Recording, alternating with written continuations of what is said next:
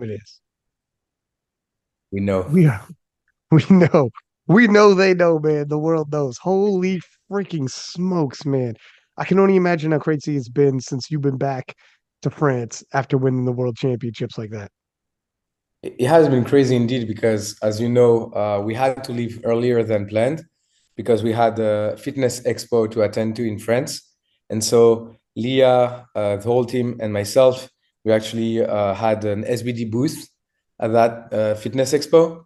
And so, fresh off the world's victory, we had a lot of people coming to the SBD booth to celebrate with us. So, man, it like I haven't slept for almost 10 days now. I'm completely physically drained, but my emotions are all over the place still. So it's crazy. I I mean, when I came home, I got sick because I've been like so many nights not sleeping, so many nights just like so wound up.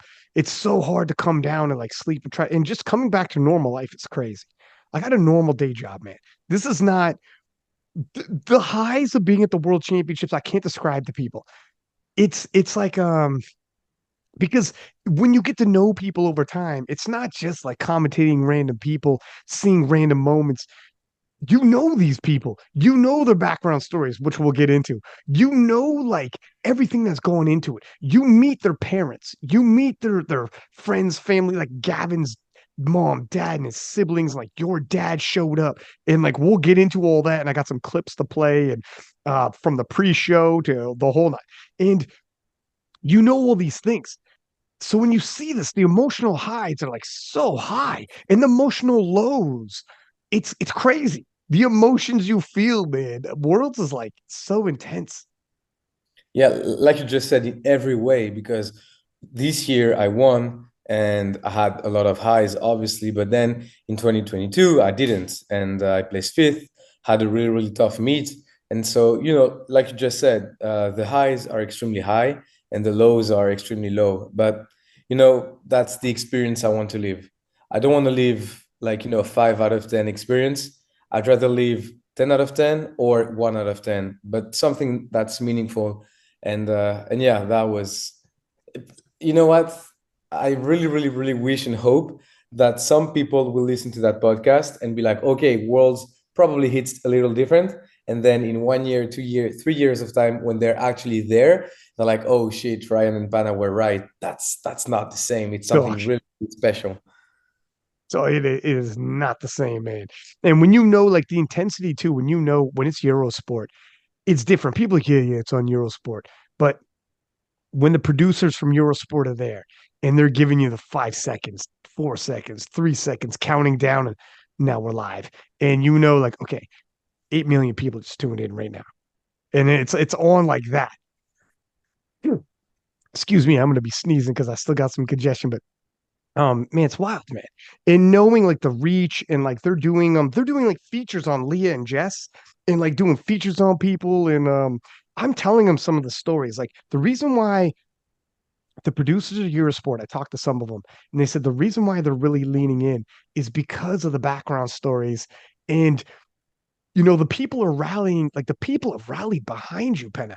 People started talking about it when right after you won, you made a post, and in like 8 hours, you had close to 50,000 likes and God knows how many views. And it was just like earlier that day you posted it. And people like, this is like Russell Orhe numbers or bigger. This is crazy.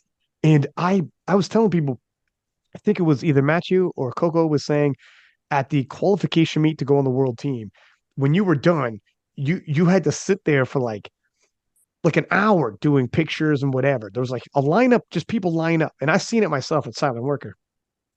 This is when you won 2021. Every year gets bigger. Not just you, but powerlifting, period. Every year, powerlifting gets bigger. Sheffield made us level up. Eurosport and what's happening there, we're leveling up. World Games, it got announced. Every year gets bigger and bigger. That means more people are watching every single year. 2021 was wild, and people don't understand how wild it was that you won that and what that did to you in France. This Penna, you winning now, dog. I don't know what's gonna happen when I show up at Silent Worker, but it's I I'm know, expected. I know It's in gonna be advance. crazy. Yeah, yeah. But it's crazy because like I said on the podcast with you, I felt it was my time to win. I felt the timing was right. I felt I was ready, physically, emotionally. And yeah, it's weird, but it almost makes sense that I won. You know what I mean? So in my head, I was like, that's the moment I have to win. Like I don't even think about 2024, 2025, whatever. I really don't care about that. I was really focused on that moment, and I was like, there are too many things at stake right now for me not to win. So I just have to win. And yeah, I know, like for instance, I know you follow MMA, and the fact that Cyril Gane actually rose to the really top of the heavyweight division tremendously helped the sport in France. So I know that, being one of the highest profile in France with Leah, Tiff, Coco, and so on and so forth, I know that our placings at Worlds will actually have an influence on the sport in France. And so, it just wasn't my victory. Like, obviously, it was my dad's victory, my whole team's victory, but also, in a way, France's victory. So yeah, it's, man, honestly, I can't even wrap my head around it yet. It's still too fresh, but it definitely feels good. Definitely feels good. So let's get into it a little bit. I got some clips lined up and we'll talk about like the odds, the whole background story and why this is such a phenomenal win. First off, um, on the pre-Worlds podcast, I had a bunch of guests. You were one of them, and you did not plan on doing this. But for all of 2022, you kept quiet on what was going on in your life. You had alluded subtly to some of the things that were happening in your life, but you didn't fully go deep into it, what it was. And 2022, with all of this personal life turmoil happening with your father, and the incredible stress that was going on, then on top of that, you are getting injured, some of it linked together, because you're talking about how you push yourself in training and you like almost like you enjoyed pushing yourself. It's something that you had control over the training. You didn't have control over what's happening with your dad. And it was like punishing yourself almost, or like, I will force the issue on this set, even if it wasn't there. And like, it was, and I understand when I look back, this is how like we all do things like this. I remember the story of Furious Pete. He's a famous YouTuber, a friend of mine who had an eating disorder. His mom got sick. He developed an eating disorder because, and people said, "Oh, how were those linked?" He said, "I have no control over what's happening to my parent, but I could control that." And for some fucking reason, I got hyper focused on controlling it to the point where, to my detriment, is hurting me, but I could control that. And it was like he couldn't articulate why. And like we all launch into certain things, and you're trying to articulate without fully saying it. You know, how training started getting affected, leading into the world championships when things were happening with your father, and then you show up at Worlds, catch COVID, and it's just hitting the fan. And you grinded out a sensational third attempt squat. That was one of the craziest grinders I've ever seen. And just emptied the tank and laid it all on the line and ended up fifth, which like is at the world. It's not terrible by any means, but you were the defending world champion. You had higher hopes. Come to Euros. Same thing happening with your father. Same turmoil happening. It just doesn't flip a switch. It's not life. Wouldn't it be nice? No. Bomb out at Euros. Even worse. Like you bomb out, don't even get a total. Now, in the redemption meet wasn't there. And then coming into 2023, you all coming, it's set up. If this is a movie, the 2023 Worlds, when you look at after everything that happened to you in 2022, and people had no hope or reason that you're like it just kept faltering. And then you look at the 2023 66s, it was the greatest 66 kilo class the world had ever seen. We had never seen such a stacked division. Three of the nominations ahead of you, you were nominated fourth. Three of them ahead of you, 7'10" and up. The most stacked, nobody could say anything. If someone's going to say something about 2021, nobody could say anything about 2023. Insane. And everybody's like, Pena at his best is an underdog. Pena now has had all these injuries, all this private life turmoil, no reason to believe. And then you hop on that fucking podcast and I'm gonna play a clip. Let me cue this up.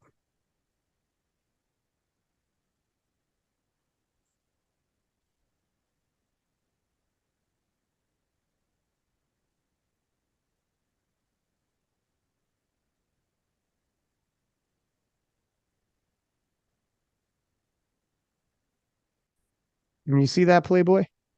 Yeah, yeah, yeah. 23. It's um and yeah, and so I probably won't see my dad prior to Worlds because he's in Greece and I won't really have a lot of time off to go see him. And so the last thing he told me was, "This year you win Worlds." Oh shit!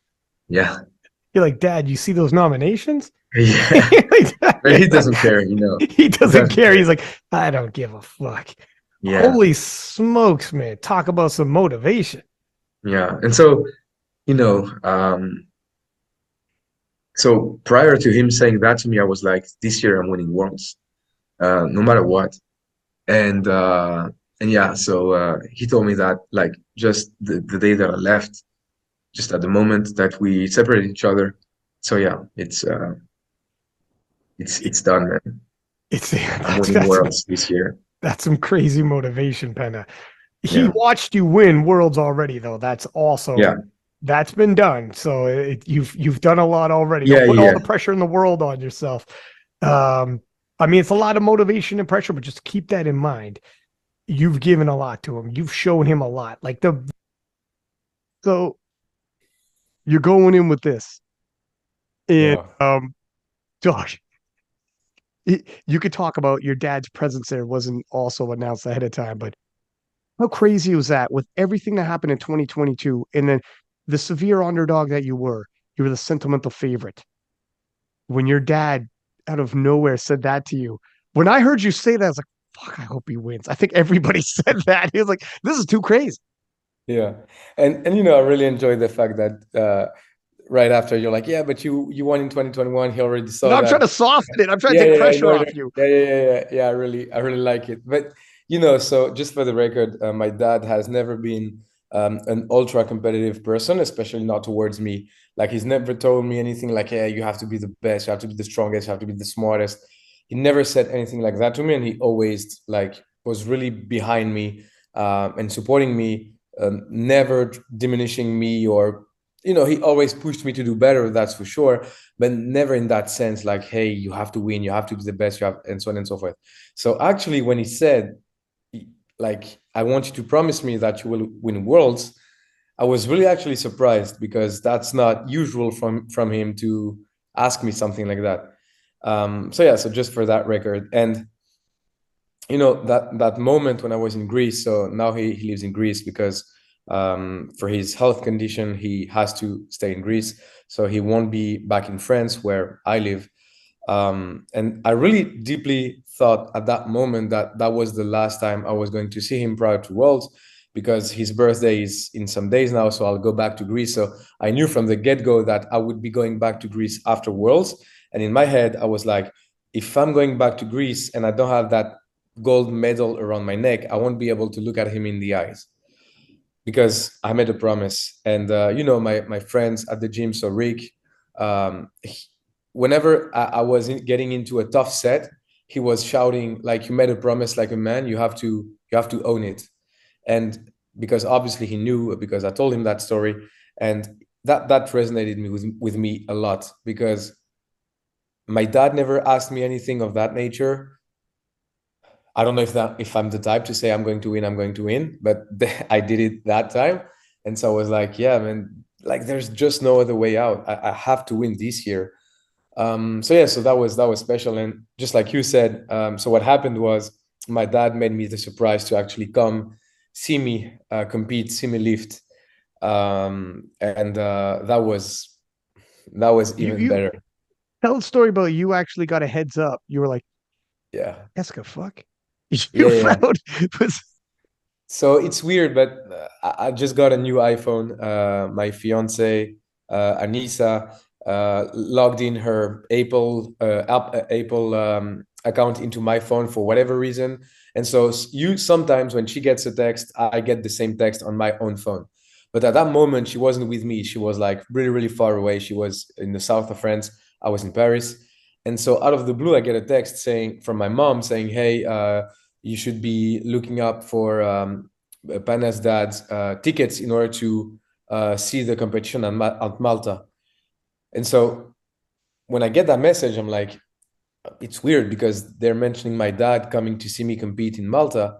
And then like it took me a moment to realize it. And the thing is, so I didn't say it at that moment, but I cried. Like when I learned that my dad was going to come see me compete, I just teared up like out of the blue for no reason. I just started crying, crying, crying. And that was maybe 10 days ish out. And so, I still had some really, really tough sessions to go through. And that was the best motivation ever. I wasn't like, oh, I'm just going to go to do my best training sessions and then compete. And I was like, my dad is coming to see me compete. And for the record, I think my dad has been to my meets maybe once or twice throughout my whole career and never internationally. So maybe he saw me compete at one or two French nationals. Like prior, he was sick, obviously. So I'm thinking maybe 2017 when I started out, and maybe 2018. And after that, occasionally here and there, like salon worker mid event, he would come, say hi, and then leave. But he never saw me do a full meet, especially not internationally. So when I learned that, I was like, oh man, that's Dude, it's honestly, crazy. it's dumb to think like that. But I was like, it's done for my competitors. I'm winning this year. It's mine, nobody else's. And I don't want to diminish my other competitors because, like you said, it was the stackest weight class ever in 66, and I was really against some really really tough competitors, like athletes that I really respect.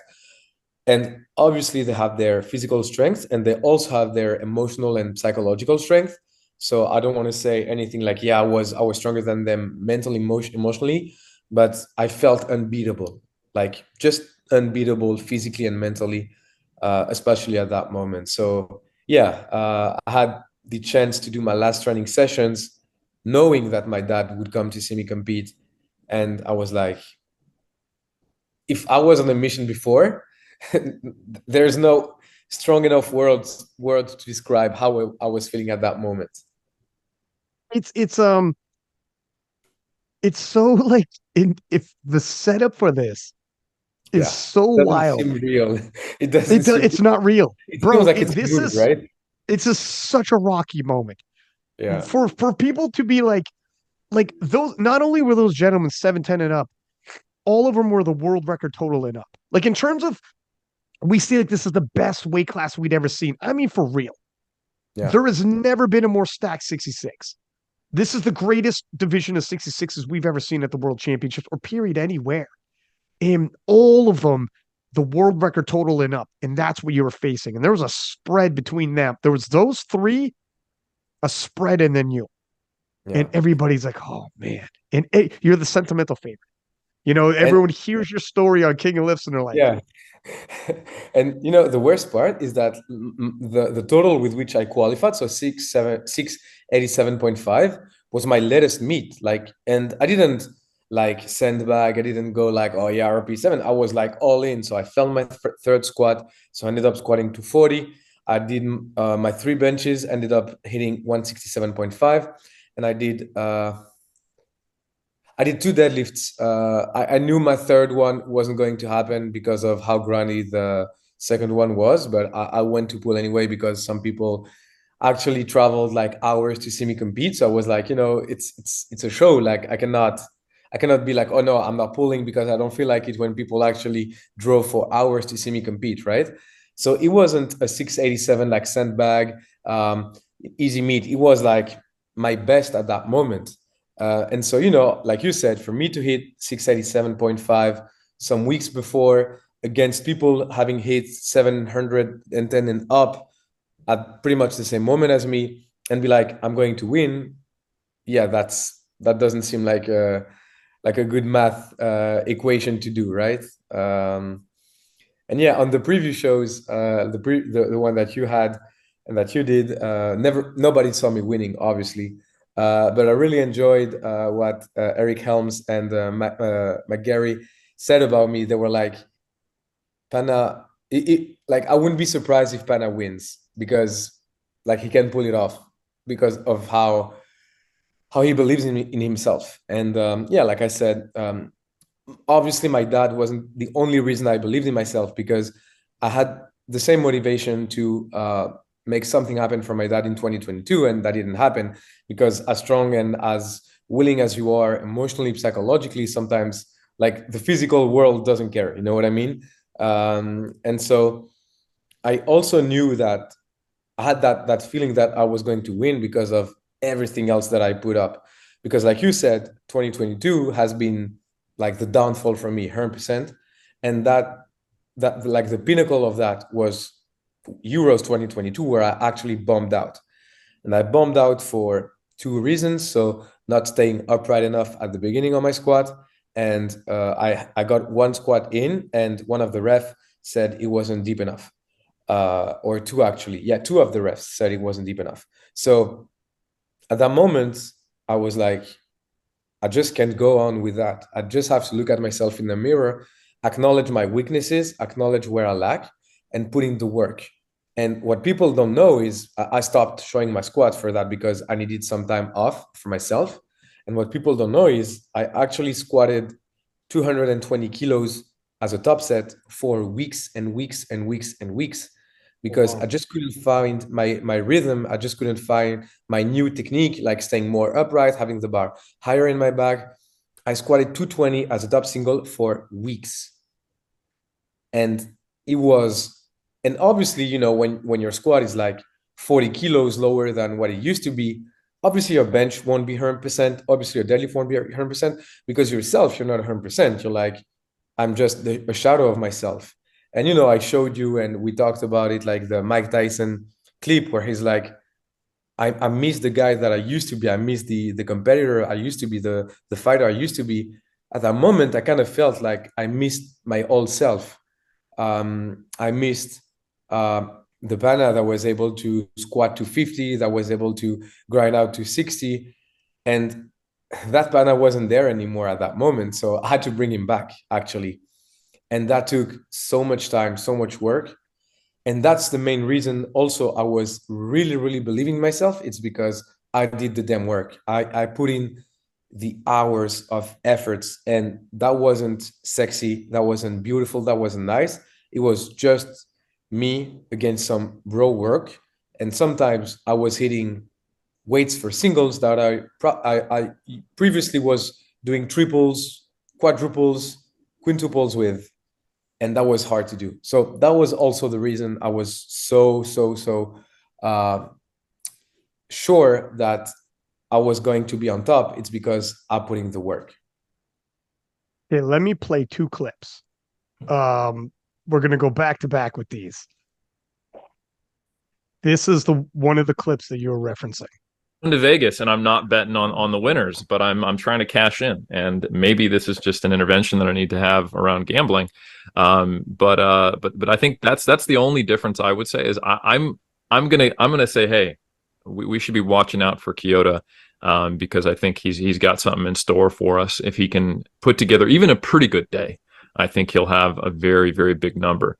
Beyond that, man, I wish I know it was a long one, but you got to listen to the podcast episode with Pana, because Thank you, sir. yeah, you guys did great. By the end of it, I'm like, Pana's unbeatable. He has convinced me that he is going to win everything, always, forever.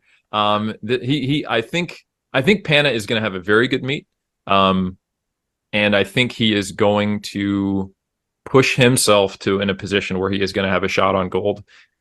So I would be surprised if he isn't on the podium, but I would also be surprised if he tops the podium, even though he has all the heart in the world, because he is facing two very stiff competitors who have shown data that they can put up very, very big numbers. So I think, man, I'll tell you what, who do I want to win? Pana.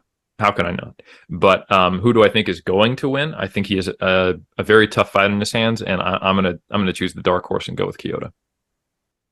So with that, here's pretty much that sets up where, and I think that's like, and you see Matt Gary shaking his head, and Matt Yeah. Gary makes his picks all brain, no heart. He's and I think everybody wanted you to win. The story was sensational. If you were a writer for Netflix, you couldn't write it better. But in real life doesn't work like that. Real life is brutal. Real life is like that guy doesn't win. That guy is the setup for it is like too many of these guys are ahead of him. Penna has never in his best day totaled what they totaled. And we haven't seen Penna's best day in how long? It was crazy the setup that was going to happen. Now, let me play you the clip that you referenced just 2 seconds ago about the Mike Tyson. Everywhere this Friday. And then Alexander Napoleon, I know them all. I read them all. I studied them all. I know the art of fight. I know the art of war. That's all I ever studied. That's why I'm so feared. That's why they feared me when I was in the ring. Because that's all I was an annihilator. That's all I was born for. And now those days are gone. It's empty. I'm nothing. I'm working on being the art of humbleness. Can you believe in me? That's the reason why I'm crying, because I'm not that person no more. And I miss them. Because sometimes I feel like a bitch. Because I don't want that person to come out, because if he comes out, hell is coming with him. And it's not funny at all. Dude, he's so intense. But I don't know if people really get what he's saying there. It's absolutely insane.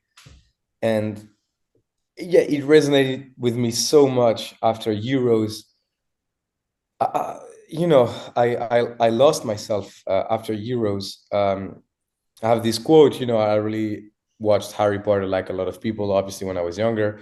And, they say that when you kill someone, a part of your soul is like teared apart and it lives somewhere else. And I feel like that after what happened to me at Euros, a part of me died on that day, like until this day, actually, because that success at Worlds doesn't erase everything that happened before. That's another page of the book, another chapter, but it's still the same book. It's still me. And man, to win, to lose, and I didn't just lose, like I bombed out. It's not I got my ass beat by someone who's stronger than me, or I had a bad day and someone just snuck in. It's I just bombed out, which means I myself made the biggest mistake ever. And again, just as a reminder, in 2022, my dad was already sick. My dad was always and already going into those stuff, and I still used him at that moment, not the right way now looking back, but I was still in that state where I just wanted to prove him. I just wanted to show him. I just wanted to fight for him and alongside with him. And to have that bomb out meet at Euros, man, it destroyed me. Like, I think I mentioned that to you and people maybe don't realize, but a month passed and in my head, we were still in December. So we were in January, but in my head, it was still December. So when I asked the date, somebody was like, yeah, January, whatever. And I was like, no, we're still in December. And no, we were not. I just lost myself for days and days. I just was sitting at home in the dark. Like I was training, obviously, because, you just have to come back stronger. But then when I wasn't training, when I wasn't able to focus directly on something to get me further ahead and get me stronger, I was just lost in my thoughts. And like that clip of Mike Tyson resonates with me so much because, like he says, he misses his old self. He's not the same dude anymore. And I felt like that. I was like, how was I even able to squat 250? Like right now, if I go down with 250, I just like fall apart. And yeah, and then, obviously there's that other bit where he's like, and I don't want him to come back because if he comes back, then, hell is coming with him. And I had that switch at some point. And it was after my qualifier meet for Worlds.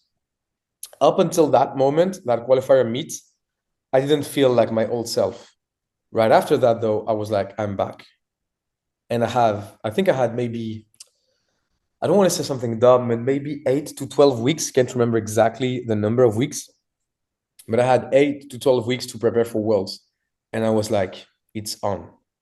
And yeah, obviously after that, I went to Greece, saw my dad. That wasn't supposed to happen because my dad left for Greece unexpectedly. So it wasn't something planned. He was just supposed to go visit some family, and then he stayed there. And then out of the blue, he sends me a message and tells me, "I'm not going back. I'm not coming back to France." And yeah, at some point I was like, I have to go see him. And yeah, everything then happened. I feel like for a reason. So I first started feeling better in training, feeling like my old self back. And then my dad went in Greece, and I was like, I have to go see him. I cannot stay too long without seeing him. So I went to see him. And so what people don't know is my dad lost 30 something kilos within 3 months, 4 months. So something kilos in pounds, I think it's probably close to 70 pounds, Right. 5, close to that, within some months. And so when I saw him, when I went back to Greece, I didn't recognize him because of how different he was looking. And yeah, that weirdly enough, that gave me strength. That gave me strength because I saw him like that, and I was like, yeah, man, you cannot bitch about not being able to squat 250 after seeing that. And yeah, I turned all of that sadness, and maybe what I was probably was angriness at the situation. I turned all of that into development. I was like, I have to be more calm. I have to take a step back, and I have to just live every moment that I have. And yeah, that's how I bounced back, and I found my old self. And I was like, and when I knew I had my old self at a given moment, I was like, yeah, I'm back. And that at that moment is where I felt unbeatable. I was like, maybe, yeah, if I'm the Pana from the qualifier meets, yeah, I'm probably beatable. And after that, I was like, with everything, man, impossible for me to lose at that moment. So listen, it is so wild because we had this conversation on previous podcasts where I'd mentioned, you talked about how wouldn't it be so cool to be the Mike Tyson of your division, to be the Russell or here Taylor Atwood, who just runs through everybody and it's a reign of terror. And people are afraid when they see your name on the nominations, like, yeah, you know what's coming. But I remember telling you that story isn't nearly as inspirational as the story that you have as you being the underdog. And I remember this is 2 years ago, Penna. This is before we've had a lot of conversations. I don't even know which podcast it was, but it's before any of this just happened. And I remember telling you, like, trust me, when it's all said and done, your story is going to be more impactful. You'll be glad that because you can't have both. And at least not at the same time. And listening to you now, your 2022, you were supposed to, I remember going into the Internal Classic, you had to pull out, and they labeled that IPF showed Team France with Leah who missed weight, you who came in fifth, lost your title, and injuries and COVID and all the personal problems, and it was redemption. It was France's redemption. And this is the IPF. The IPF went out and got a graphic designer to make this poster for you. And everybody's waiting for this redemption and had to pull out of Arnold, bomb out of Euros. Like it never came, and you're like, this is getting worse and worse. But if it didn't happen like that, and you didn't leave a piece of yourself back at Euros, it wasn't that drastic. It wouldn't have been the dramatic when you come on here all of a sudden before Worlds and be like, you guys don't understand. I'm destined to win. When people don't, they're like, I don't get it. How can you be this confident? And listen, people talk like this, man. People talk like this all the time. You were so, it was like Muhammad Ali who was like, trust me.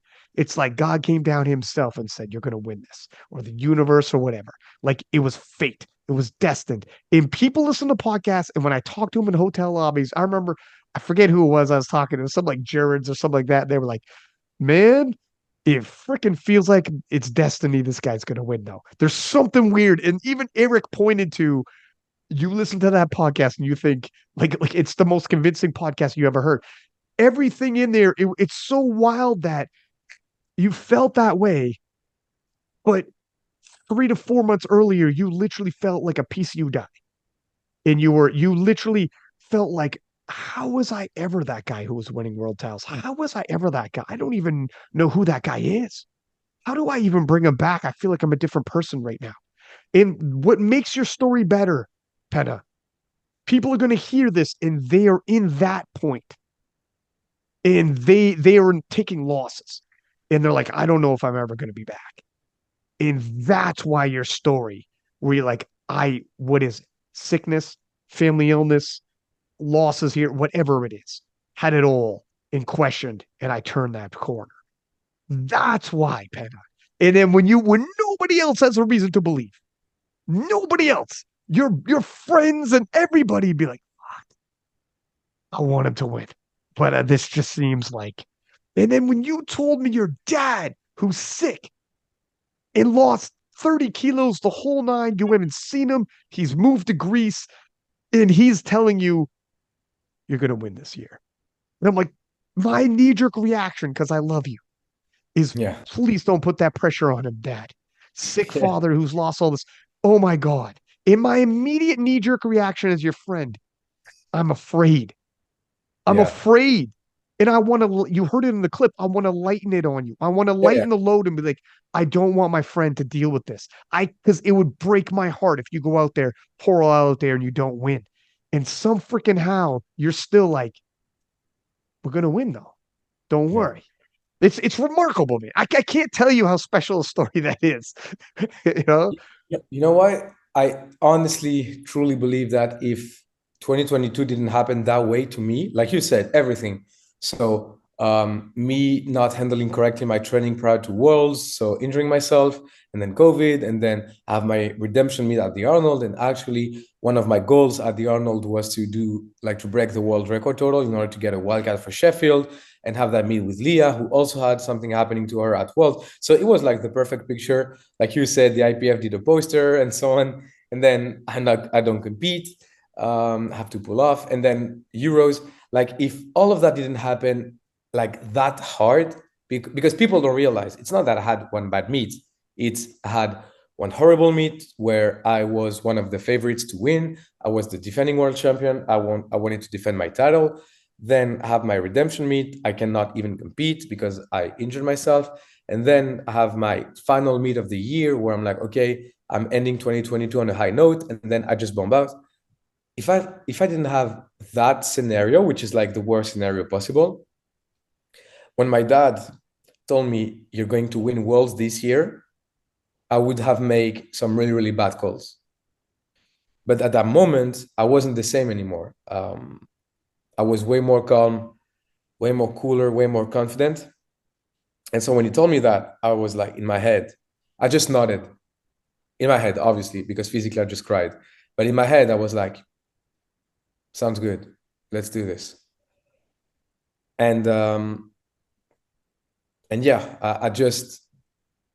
I definitely didn't feel pressured in any way, because like I told you, my dad has never been like that. I just was more so, he'd want me to win. And I believe that for him to see me win would relieve a lot of his anxiety, maybe, because I don't want to go into too many details because I don't want that podcast to take a dark turn. But they said multiple times to my dad, you're going to die.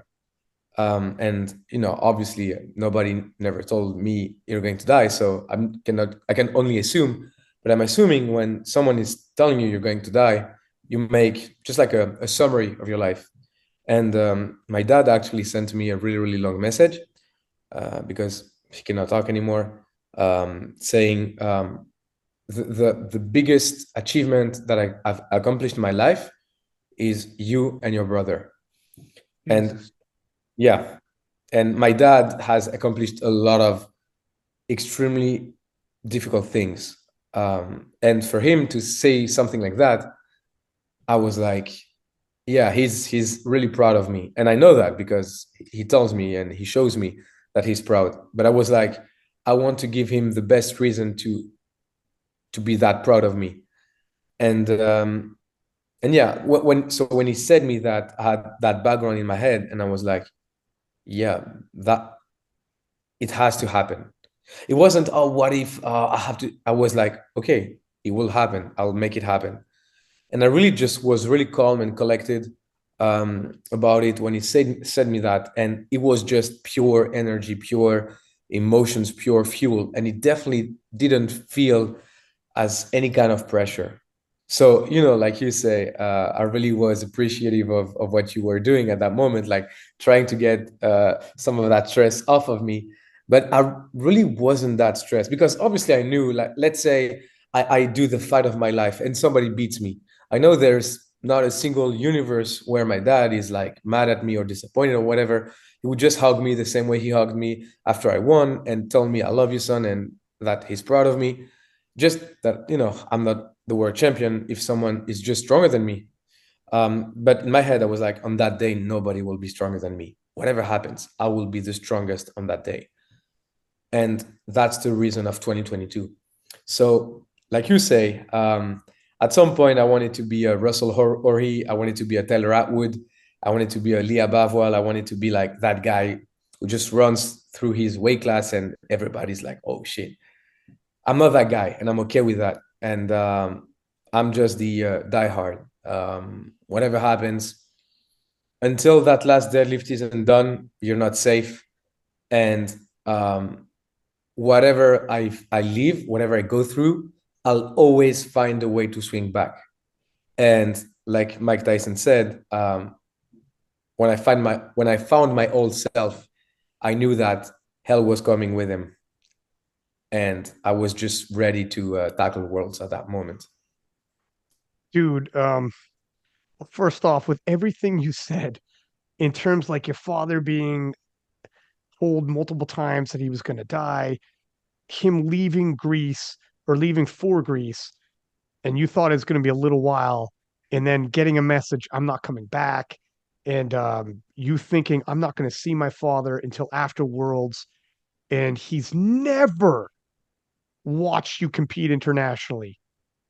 And then you get a message saying, and you have nobody is picking you outside of a sentimental favorite, and you are a heavy sentimental favorite. Everyone, it's almost like they want to will you to win. And then you get the message, and he's like, I'm coming. And then you hop on a podcast and you say, I'm going to win this. It's like you're sure you're going to win this. And your father shows up, and I got you. Yeah, he's going to love you no matter what. But he tells you, you are my proudest accomplishment. And you're thinking, I am going to show you what pride really is. It's so crazy. And in terms of, I'm telling you right now, in terms of like belief, sometimes we look for belief. When you're lost, what do? You look for signs. If you're lost anywhere, if you're lost in life, you look for signs, man. And if there's moments like this where like you just look for I think we all want it. We all want to believe in something. When I stay up at those hotel lobby conversations, things like this is where it's like, dog, this is crazy. It was like destiny, man. Like for real destiny. Like the story was nuts. And then there was no reason to believe. It had to be there's no reason to believe. That's where that blind faith comes in. That's what makes it special. And then it's like your dad's there and the whole nine, and then it all happens. It was crazy, man. It makes you reevaluate everything. When people are in bad places. It's like, well, you need stories like this. I got a clip I'm gonna play too, but do you want to see the clips there? Yeah, let's go. All right.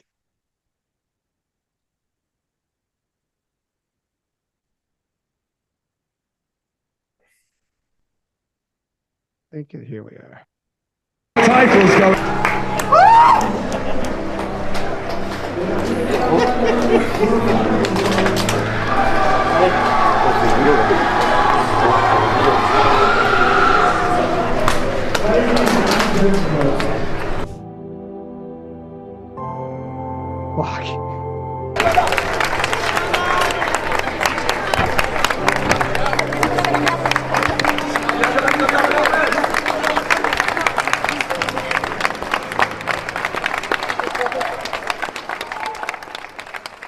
Fucking Et kidding me. quand je dis que j'étais en mission, je voulais pas en parler.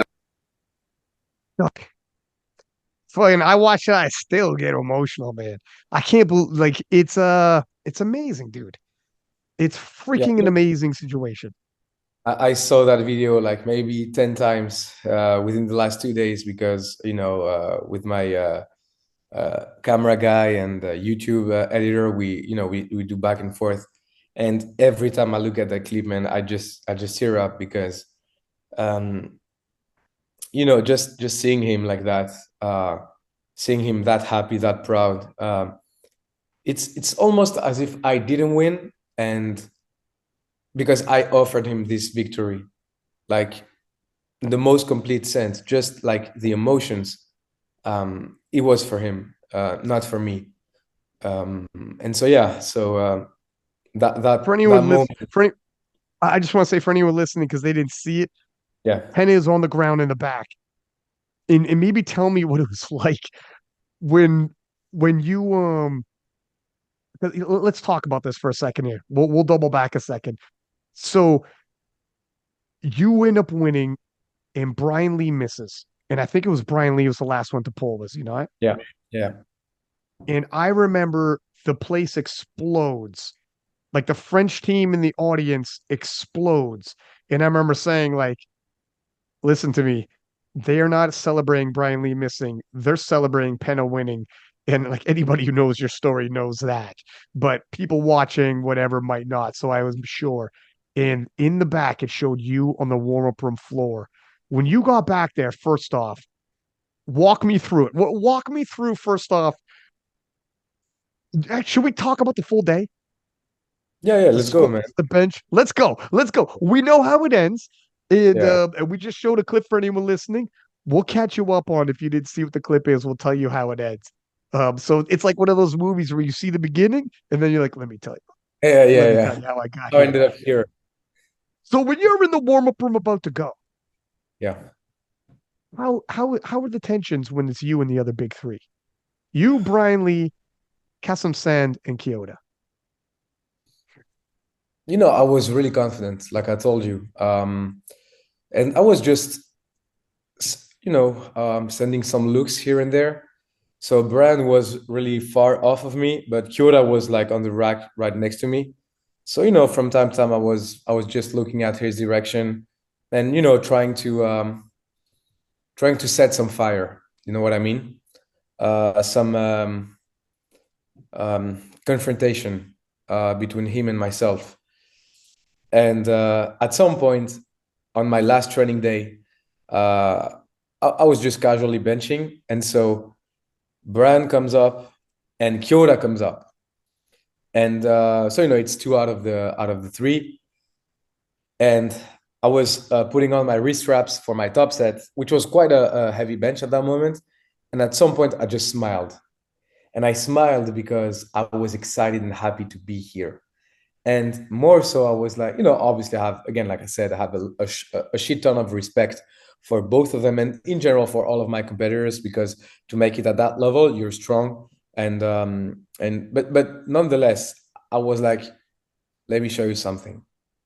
So when they were there, I knew obviously that they were going to watch my bench because it was my top set and everything. And I was like smiling because in my head, I was like, okay, it's happening. It's real. It's in 2 days.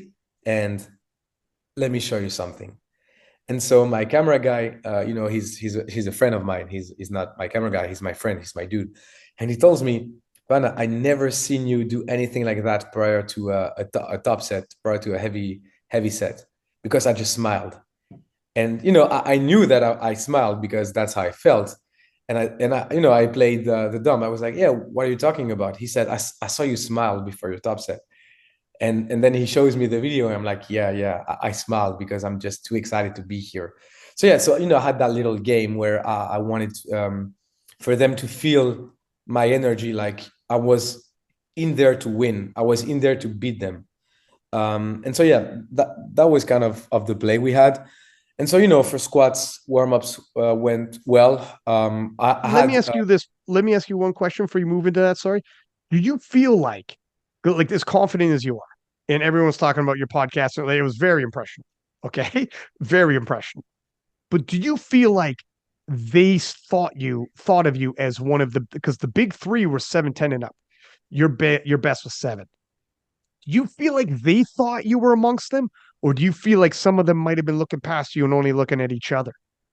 No, I feel and I think that they knew. They knew Yeah, I you was think in. they got the vibe something's Yeah, coming? yeah. I'm 100% positive they knew I was there to win. Um, and if they didn't, here is a little surprise. But yeah, I definitely feel like it. I felt like, obviously an objective underdog, but subjectively, I was feeling like the heavy favorite. So yeah, in my head, they knew. In my head, they knew. Maybe one of them will say I was surprised, whatever. But in my head, they knew. Um, and yeah, and then so for openers, we put up numbers that were coherent to my 687.5 total. So I think it was, it was just token openers. So I think we said 220 on squats for openers, 160 on bench, and 260 on dead, something like that. So something that's, coherent when you compare to what I did at my last meet. Because I wanted to be like, I'm just going to casually hit 680, don't mind me. Um, and then obviously I took my warm-ups and we moved up the opener to 235 on squats, which was just five kilos below what I ended up squatting at my qualifier meet from 10 weeks ish ago. So we took 235, and then from there, so when I said I was ready, you cannot understand what I mean by that. I knew that we had the prime time with Eurosport, so I knew we were only going to be 8 in my flight. So every single training session leading to Worlds, from the moment I knew it was prime time Eurosport, 8 people, I was taking 7 minutes break between all of my sets, always, all the time. No matter the weight, no matter the amount of hype I needed, 7 minutes always, because that's the amount of time that I would have at Worlds. So I was like that. And then on squats, I did the jumps that I knew I was probably going to hit. So usually in training, I was either doing 230, jumping out straight to 245 and then top set, or 235, jumping up straight to 250. So I was that ready. I knew in my head how everything was going to happen. And I was like, I know that I'm ready to squat with only 7 minutes between attempts. I'm used to that. I'm used to taking big jumps. I'm used to taking a second attempt close to that 250 mark. So even slightly below or slightly above when I'm feeling like it. And so basically I had the plan. So I knew 235 was the opener, and I knew that based off of that, it would be either 247, 250, 252. And so after I took that 235, I think I was the last opener after Brian and Kyoto. So I was like, okay, I knew that what they had put in, and I was like, 247.5 is the call in order to have a significant second that will already put me in that contention total that we think is going to win Worlds this year. So I took 247. Was a little battle, but honestly, I did worse, like you said. So I was expecting to be able to squat 252.5. So that's what we loaded.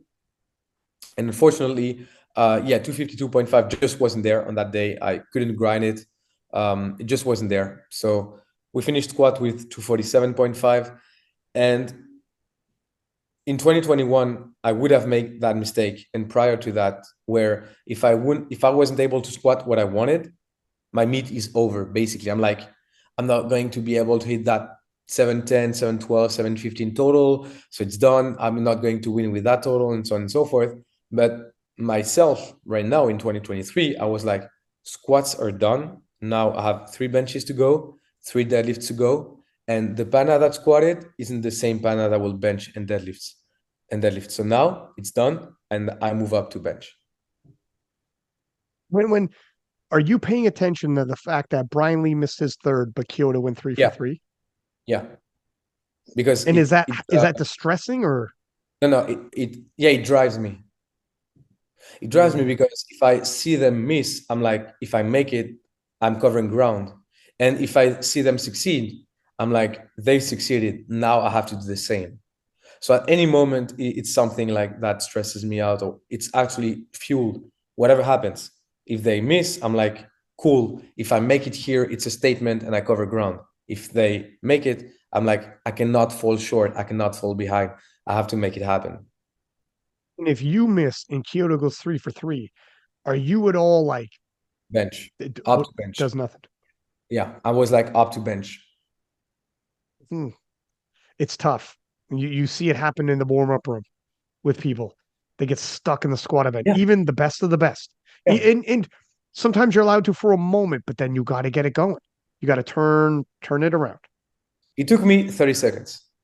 I was like, oh, like it was weird because I wasn't even able to grind, which I can grind a whole lot, and not saying I would have grinded my ass off, but if I ground like slowly and I ground for some time and then I'm like, okay, it's not going to happen today, that's fine. But it was just weird that I just couldn't, like, it didn't even I didn't even came back up with the weight, which was surprising for me. So it took me 30 seconds to be like, yeah, that's weird. But then I'm like, okay, it's done, up to bench.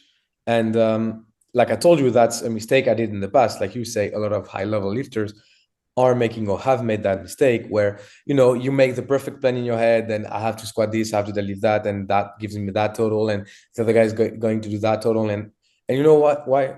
One of the main reasons why I didn't care about being fourth and then being 710 and up, it was I don't care about the total with which you're coming into Worlds. What I do care about is what you're going to do on that day and what I'm going to do on that day. So you can even come in with a 740 whatever total. I don't care. As long as you didn't make that 740 and I didn't make below that, I'm still there to win. Mm. And It's so it's it's tough to turn that corner and be like, now we deadlift and the game's still on. It's easier said than done because we do write stories in our head of how the day's going to go. And you almost always write the story that you get your third squat. But let me also sure. say the fact that you didn't grind probably saved you to hit the dead you needed. Yeah, maybe. Imagine you emptied the tank. Yeah. It's all like, I mean, I hate to say this again, but if it happens for a reason, man, the, Yeah. the powerlifting gods intervened and stopped you from grinding. Be like, you're going to need that gas in a little bit because it was moving quickly. But like you say, we always do that story in our head, like, oh, I'll squat this as my opener, then that on my second, that on my third. And you know what? Usually those stories were preventing me from sleeping the night off, like the day before. I wasn't sleeping because of that, because I was like, oh, what if I get this squat, and what if prior to Worlds, the night before Worlds, I slept 10 hours. And why is that? It's because I erased all of those stories. In my head, I was like, whatever is going to happen tomorrow, it's a fight until the last deadlifts. So I don't care about not being able to hit that squat on that squat. And actually, in that video I just did, I just posted on YouTube, you see me actually talk with the French coach, Cyril, and tell him my third squat between 255 and 260. So actually, in my head on that day prior to squatting, I was like, I'm good for 260 today. And I just ended up squatting to 47.5. So which is like quite far off of my best prediction. I didn't care at that moment. I was like, until I didn't do all my benches, they didn't. Until I didn't do all my deadlifts, they didn't. It's not done. It's funny you talk like that. Rashad Evans was recently on a podcast and he said he had all this pressure. He's coming off he's a fighter for anyone listening. He won the UFC belt. And he said the one turning point for him was he was still a contender on the rise up, and he's going to fight Chuck Liddell, whom had just recently lost the belt. And if he beats Chuck, he's going to get a title shot. But the pressure was phenomenal. The pressure was like, this is the one. You win this, your dreams. You win this, title shot set for life. You win this, and it was continue on and on, change your life, your family's life, everything. And the pressure about performing was just insane. And he said before he walked out, as when he was at his peak, said he pictured himself putting his arms out, falling backwards into a pool and just letting the water splash around him. And he fell into it. And he pictured it. with it, and he had his arms out when it was happening, when he was picturing it, and everyone in the room was watching him. And he said he felt like he's just giving himself to the moment. Whatever's going to happen is going to happen. We're on reaction time now. And it wouldn't matter if you lost the first round, you're coming out for the second. It wouldn't matter if you're just like you're talking, you come out, you just keep coming. Whatever's going to happen is going to happen. It'll be all right. Don't try to control every detail. You won't. And that's where you're going to get stuck in the details. Let it happen. Give yourself to the moment and just have a little faith it's going to work out. And he said it was therapeutic just to let go. Stop. Yeah. What if he does this? I'll do that. What if that? What it's let go. Trust your instincts. Trust yourself. You'll react in time. And he went out there and spoiler, he knocked Chuck Liddell out, and it was sensational. Knockout of the year, gets a title shot, wins it.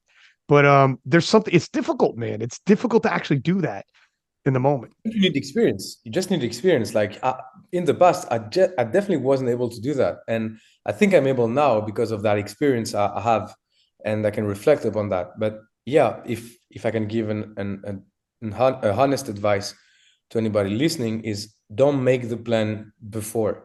Like, in your head what you want to hit. You've discussed that with your coach, with yourself, with the national team, whatever. Yeah, obviously you have to have a plan. But once that plan is set, it's done. You forget about it, and you only remember it on the day off, not before, not 2 days before, not a week before. The plan is set, and then you just let it go. And you know what? So I had two French lifters that I was coaching, so 3 in total, so 2 French and 1 lifter from Singapore. And you know what I told them? I told when I gave them the sheets for their attempts and everything, I told them that's the plan, that's the overall plan. Obviously, that would make sense for you to be able to hit that and that number because of your training and everything. But then what I'm expecting from you is a fight on the day off. You're fighting for every attempt. Nothing will be given to you. You'll have to earn every single kilo. And I don't care if you don't squat what you want to squat. I don't care. And actually, for the record, Tiffany wasn't able to squat what she wanted to squat. Still won. Farhana, the athlete from Singapore with whom I work for quite some time now, wasn't able to squat what she was able to squat. Still ended up pulling a world record deadlift. It doesn't matter. What happened on squat, happened on squat. What happens on bench, happened on bench. And then only by the end of deadlift, you know who the winner is, who the second place is, who the third place is, and so on and so forth. So that's really a game you have to be able to play, where you have your plan, but then you know in your head, no matter if things don't go accordingly to plan, you just fight until the very last deadlift. No other way around. So going into bench press, you go 3 for 3. Now some of the others are starting to falter, and you hit 172.5. Now, how are you feeling after the bench? So I'm feeling good. And so what happened was I lost some kilos on squats. I felt good after 247. We put in 252. And maybe, obviously, after not hitting 252, you can second guess and be like, oh, 250 maybe would have been the call, actually. And so on bench, the plan was to hit 165 as the opener, 172 as the second attempt, and then 75 to 77, depending on how I was feeling. So I take 65, and actually I kind of misgroove it. So I was like, didn't move the exact way I wanted. So I don't want to jeopardize my total by putting 172, and then I miss for whatever reason. And then I'm stuck with 165. And then obviously it's not done, but it's way, way, way more complicated now, because bench was actually the movement on which I had the biggest advantage over Brian Lee, and a somewhat solid advantage over Kyoto. So I knew I had to hit my benches. And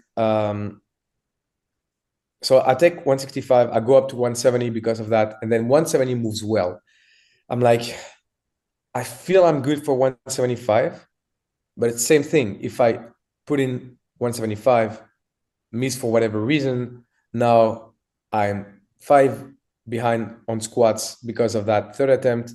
If I'm 5 again behind on bench because of that third attempt, I'm 10 behind by deadlifts.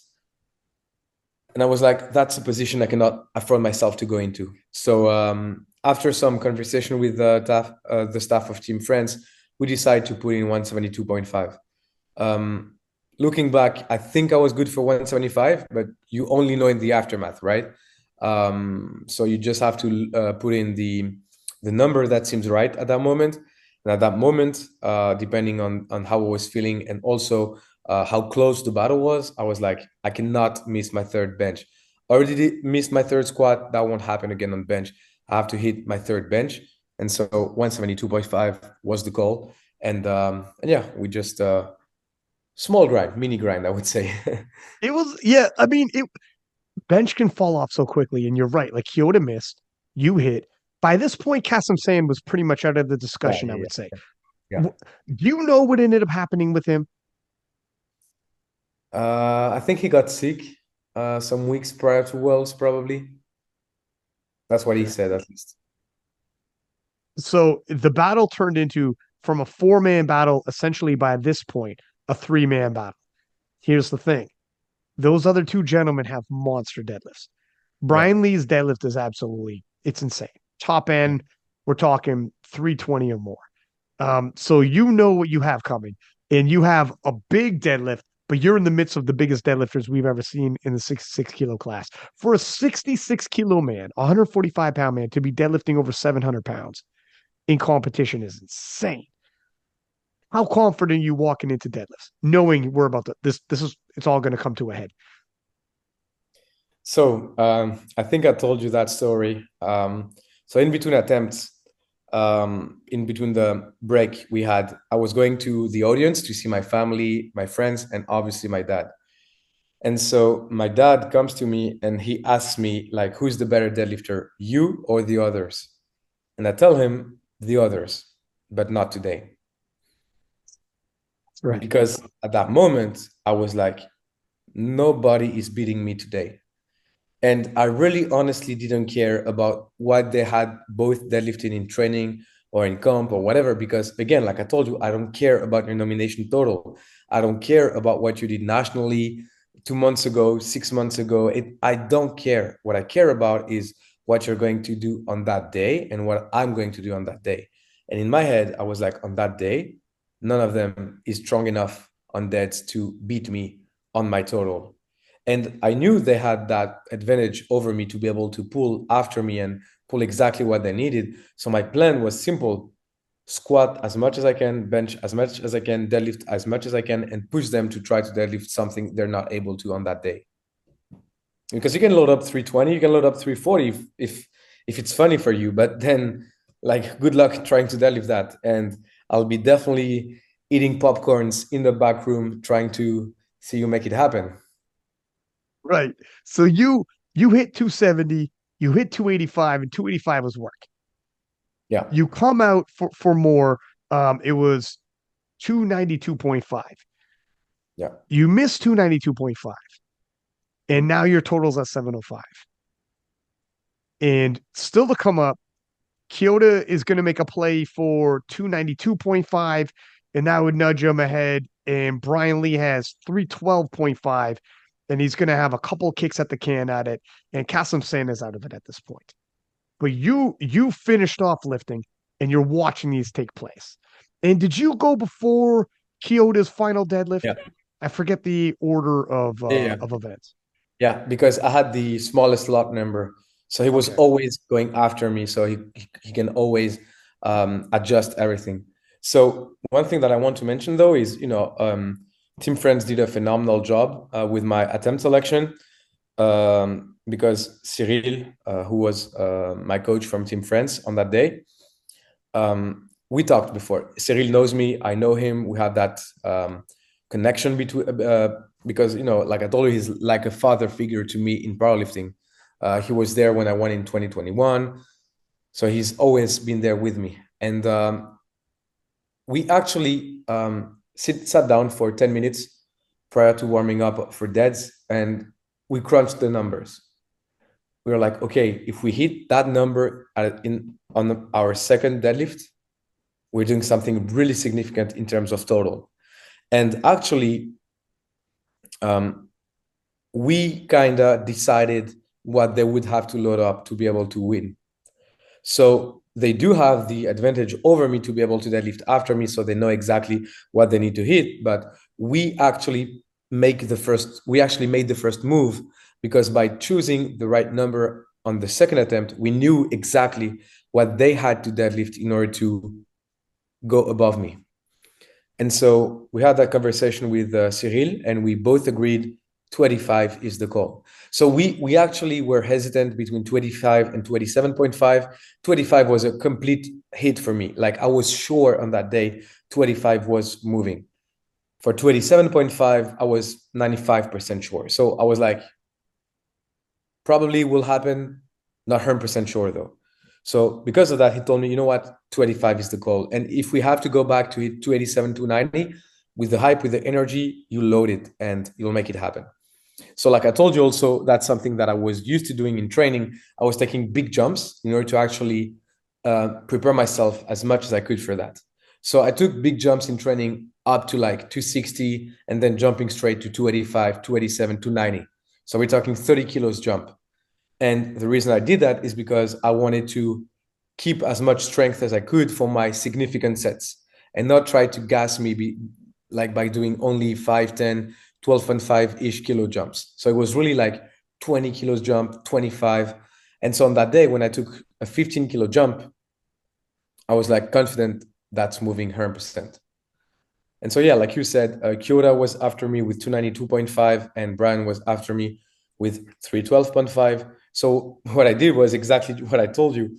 Went back into the warm-up area and waiting with Team France to see what was happening. So you essentially thought, let me do as close as I can to locking this up with my second and extend them with the second. Yeah. And then if the third is the death blow, that's good. But the second should be good enough. Yeah. On most days to win. That was the plan. In our head, we knew the second attempt had to be really meaningful. It had to be extremely close to the top end total that we thought I was good for that day. And it was. And like I told you, I told Cyril, we're not going to play this like opener, second attempt, third attempt.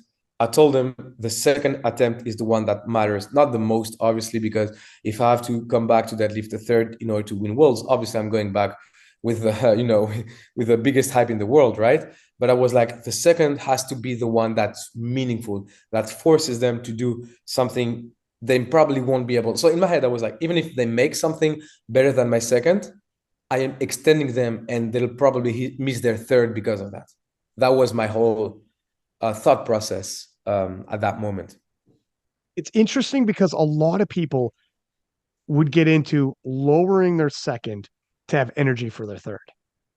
Yeah, thinking everyone thinks their third is the one. Yeah, but then your second is meaningless. Right. It's just a fallback plan. Yeah. That if I miss my third, here's the problem. Your fallback, you lowered it too much and it's not going to do anything. They could defeat it. Yeah, 100%. Like, what I mean by that, you have to know why you're going there. Like, some people, I saw some posts today. Some people are like, yeah, I didn't go to Worlds to win. I go to Worlds to do 9 on 9, have a good day. Yeah, that's cool. Cool for you. I didn't go to Worlds to do 9 on 9 and have a 27 white lights day, whatever. I don't care. I went to Worlds to win. So everybody's free to decide whatever they want to do at Worlds. My plan is this one. I don't have a backup plan. I don't have a plan B, plan C, plan D, whatever. If I'm not good enough for my second attempt, it's that I'm just not good enough for that day in order to podium, to whatever, to win. So that's it. You know what I mean? That's just it. So when we talked with Cyril and the staff of Team France, I told them the second attempt is meaningful. I want to deadlift something meaningful on that second attempt, which we think is really, really, really close, or the total we need to win. And, it's if more people had done that throughout this world, because the pace was insane. The pace everyone talks about. People weren't ready. They weren't ready. Some people in multiple different weight classes, like Anatoly, rose up. But a lot of the 105s could not keep the pace. And their attempt selection was like a normal attempt selection on a normal day. 8 people, Euro Sport speed, those fellas they had spotting and loading were phenomenal. Yeah, they flew them in. And they wanted a quick pace. Eurosport wanted a quick pace to make it action packed. Most totals went down. It would be a shame for some, and they're going to do the same, but some people in their home nations blowing up local meets, comparing their totals to people that competed at the world championships. You don't know what it was like. Not only is the pace was insane, the flights were super small in the prime time, and the spotters and loaders were moving so quickly, but the calls were so tough. When people do come over from different federations, there's going to there's going to be a very rude adjustment period if they're not ready. They have to select wisely, especially if they make it to the world championships. National setting might be different, but the world is going to be a whole nother enchilada. Add to that travel, time zone change, etc. But the pace and the calls are brutal, absolutely brutal. And you're a veteran of the game, so this is where that's one thing that you have over some of your competitors. But so when you're watching in the back and you finally watch Brian Lee's the last one to go. Kyoto misses. Brian Lee misses. And then it dawns on you. Are you telling yourself like they're going to miss? Today they're gonna miss. Every other day, fellas, would be your day. You're just not gonna hit today. Honestly, no, because at Worlds this year, I didn't want to win because the other ones are weaker than me. I wanted to win against the best of the best, the top of the top. And that's who they were, right? Kyoto, Brian Lee, That's what I'm saying. yeah, Kasim Sand. They're at the top of the top at that moment. They hit the biggest totals in 66s. Obviously, nationally, whatever, we don't care. It's still the best of the best. So in my head, I'm like, this year, I'm winning to show everybody you come back. When you miss, when you fall down, when you fail everything, you come back. And the example I had was my dad, again, who never gave up and is still fighting today. So I cannot expect an easy fight. You know what I mean? I wanted the hard fight. I wanted the toughest fight. And so I was extremely calm and collected in the warm-up room, looking at them trying to attempt the lifts. You know why? Because if they make it, they're just better than me. Like, there's nothing to say. If they make it, they're just stronger than me. And I don't deserve to win at that moment if they're stronger than me. So honestly, I don't want to say I was rooting for them. Obviously not. I don't want to say I was wishing they would miss. Again, obviously not. I was just calmly looking at the screen, like wanting to know who's the best in the world. That was really my question. Like, am I the best in the world or is it one of them? And, you know, I see Kyoto miss, I see Brian Lee miss. And then in my head, it's like, it's almost as if I was relieved, like I'm the best in the world. It's the old me is back. I found my old self. I'm back at being the best in the world at my craft, at what I do at powerlifting. And so, yeah, and then just I fell off because of the emotions that I had. And then it's almost as if everything went numb and I just wanted to see my dad. At that moment, I was like, I have to go see my dad. And so a guy comes to me for drug testing and everything. And I'm like, yeah, cool. Could you follow me? I have to go see my dad. And so the guy is like super nice. And he goes, hey, yeah, for sure. And then boom, I start running to immediately go see my dad. And, you know, obviously that was the images of the clip you showed up. You showed a little earlier. And everybody told me like you were falling in the stairs. You were pushing people away. And I didn't realize any of that because in my head, I was like, I just want to hug my dad. And yeah, and then, you know, that's the moment you showed where I shared something really special with my dad. And again, I've said it multiple times, but I didn't find powerlifting. Powerlifting found me when I needed the most. And powerlifting gave a meaning to my life and to myself, to my being, but it also helped me link even further with my dad, because what happened on that day, what we shared with my dad on that day, is something truly special and something I'll never forget. For how many years I'm still competing, for how many years I'm still here, for how many years my dad is still here. That moment is carved into my chest, into my heart. And that's thanks to powerlifting. That's thanks to my sport. So yeah, that hug with my dad was probably my the dopest moment of Worlds 2023. And then obviously, Sorry, go yeah, go ahead. ahead. No, go ahead. Go ahead. I was just gonna say it. Man, I don't think I'll ever forget that moment. It's look at it stalled Worlds 2023, and there's a lot of good moments. That doesn't mean there wasn't other moments. It just like the return of Anatoly from everything that's going on in Ukraine for him to come back, win best lifter, win the title, everything. There's a lot of beautiful stories out there, and I take nothing away from any of them. But that moment was captured live on video right there in the whole setup to it. It wasn't even supposed to happen. Like, God bless him. Totally was number one nomination, and it was his to lose. Like that's there's some kind of setups to stories. You're like, yeah, but we already know what's going to happen here. This one was such a wild moment, and for you to be describing being in the back room watching it and being like, were you scared? What were you thinking? You're like, I was calm. I just want to know who is the strongest today. And I'm curious. It's more you're curious. Is it me? If it's not me, that's fine. I can handle it. I left it out there. And when you found out, it showed like in the video clip, you drop to the ground and everybody's grabbing at you. And everyone's like, it's like that moment in Spider-Man where they pull back up and start body surfing them. They all pulled you back up to your feet. We're like, holy fuck, we got the champ right here. He did it. It's so wild that it happened, man. I can't even imagine what I mean, I keep thinking like what's happening in France right now for everyone, but worldwide, man, it's just a phenomenal feel good story that I'm so happy the way everything turned out. And I don't even know how you approach what's next after this. Do you tell yourself like, wow, I mean, it surely can't get any sweeter than this, can it? For me, it's closed.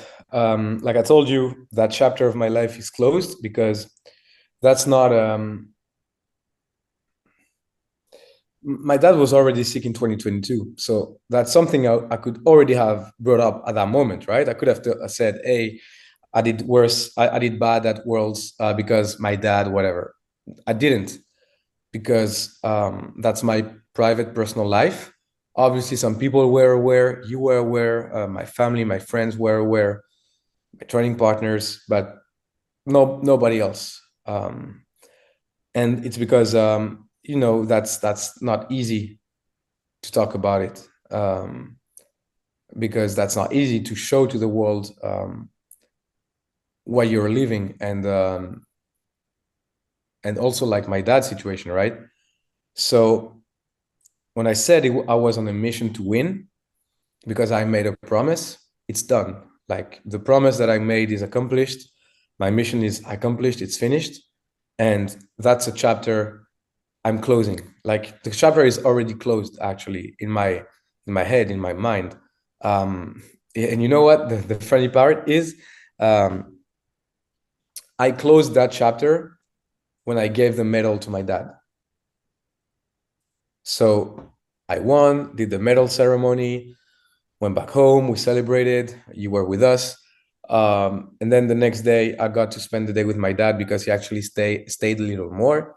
And at the end of that day, he was flying back home, back in Greece, obviously. And I just, at that moment, I was like, okay, if I give the medal to him right now, it's done. So I gave him my gold medal. I gave him my tracksuit from Team France, which is now made by Salon Walker, by the way. So that's cool. Also, I gave him the tracksuit. I gave him the medal, and I'm like, okay, it's a finished business. It's done. Obviously, my dad told me that he enjoyed a lot watching me compete, and that he wanted to come see me more often at international events because now he doesn't work anymore because he cannot. And he has more free time. And he told me, yeah, I really would like to come see you lift. And what he told me was he would come see me lift at Sheffield.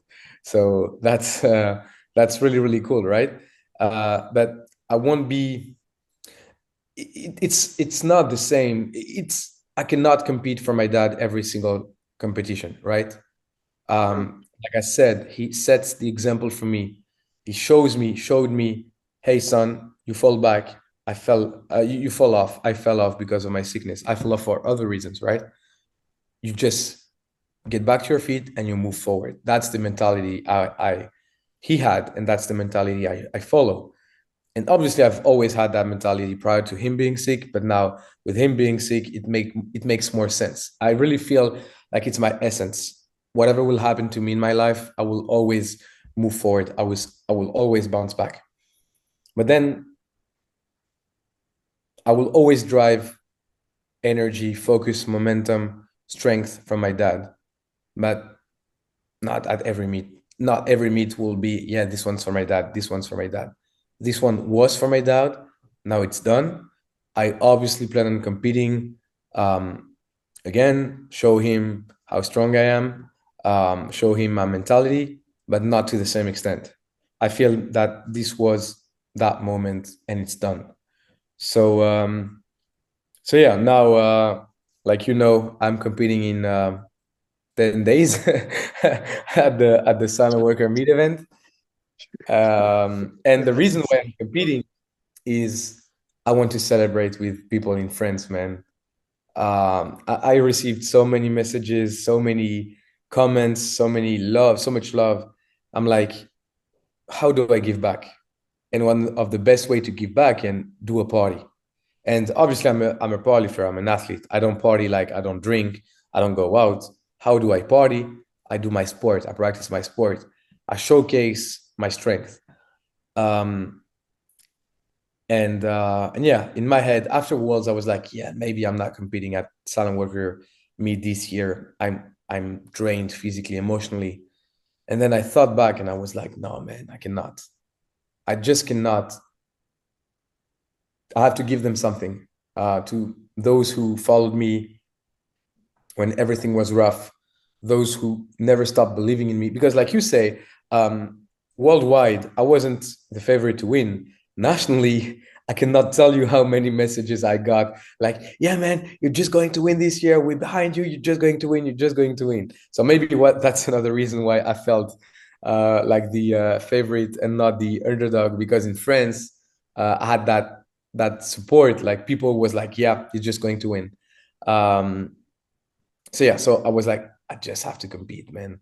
So now I'm already back in training, and I'm competing in 10 days. So that's what. Well, first off, that's crazy. Your story has so much symbolism in it. When you said you gave your father the gold medal, and now the deed is done. Now we're at peace. Now we can be at peace with this. You gave me what I needed, and I gave you what you needed. And at the moment we needed each other, at that exact moment we had. And you can't replicate moments or whatever. That's all we need. Yeah. And you don't need to replicate those moments because that moment will never go away. You'll always have that moment. It's always with you. It happened. There's no need to keep trying to chase the same thing over and replicate it again and again. As a matter of fact, when you do that, it cheapens the first time. Yeah, 100%. Let it go. Now it's new. And when you pivot, and now you're going to do Silent Worker, and because all those people now want to see you, that probably is the next motivation. Is I got a lot of people who are touched by all this, looking for inspiration and belief, and like, I got to keep going. I got to keep marching. It's not going to be like last time, but there are more battles to fight. That's how I train right now. Because like I told you, like physically, emotionally, I'm drained, but that's how I trained. I'm like, man, like I cannot let those people down because they give me so much and they gave me so much. Like you say, that's my current motivation. I'm like, and I'm not like, yeah, I'm going to squat 230. Man, it's going to be all out, RP 10, squat, bench, deadlift. I'll try to beat my best total. If that happens, that's cool. If that doesn't happen, that's fine. I'll go out on my shield as usual. But yeah, why do I want to do that for them? It's because if some of them show up, I want to be able to thank them And the best way I can thank them is by doing what I do. It's powerlifting. When you go to a soccer game, when you go to a football game, when you go to a tennis game, when you go to whatever game, as a spectator, as a fan, as somebody who loves the sport, you just want to see the athlete compete at its best. And no matter who wins, you just want to see the sport. You just want to see the practice. And I think powerlifters have to understand you cannot do 1 meet a year. You cannot do 2 meets a year. Otherwise, the sport will never grow. You have to do multiple meets. It's because when you do those meets, that's where you connect to people. Imagine if you watch a football game, a soccer game, and you have 2 games a year. How can you link with your team? How can you link with the players? How can you link with the sport? So that's something that really rubs me the wrong ways. Those powerlifters that do like 1 meet a year, 2 meets a year. Now I'm off season for 7 months. None of that, man. That doesn't exist.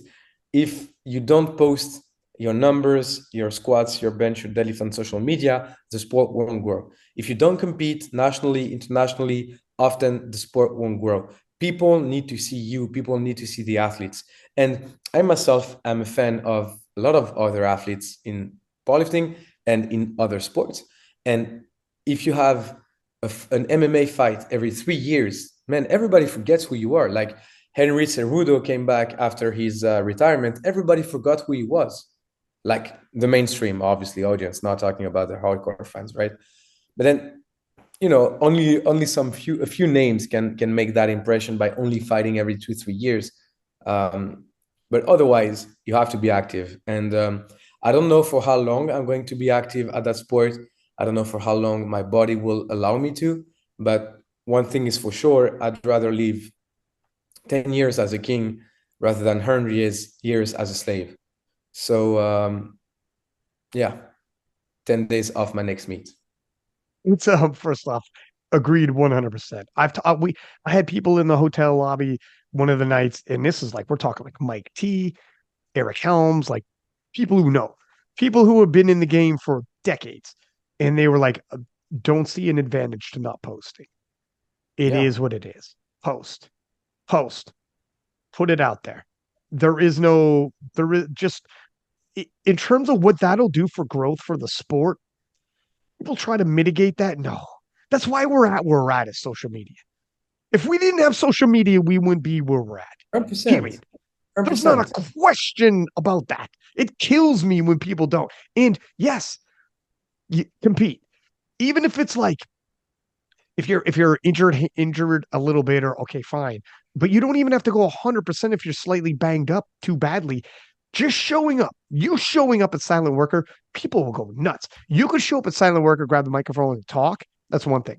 But if someone shows up at Silent Worker, do you think they care if you do the same tool you did at Worlds or if you just squat, bench, and deadlift? And they're going to cheer their ass off for your third. And even if you grind your third, but it's way less, they don't care if you're grinding 230. They're like, I just watched the champ do his damn thing. And they're going to go nuts and you're going to throw your hands off like you just squatted 260, even if it wasn't. And they're going to go crazy for it. And that's the connection.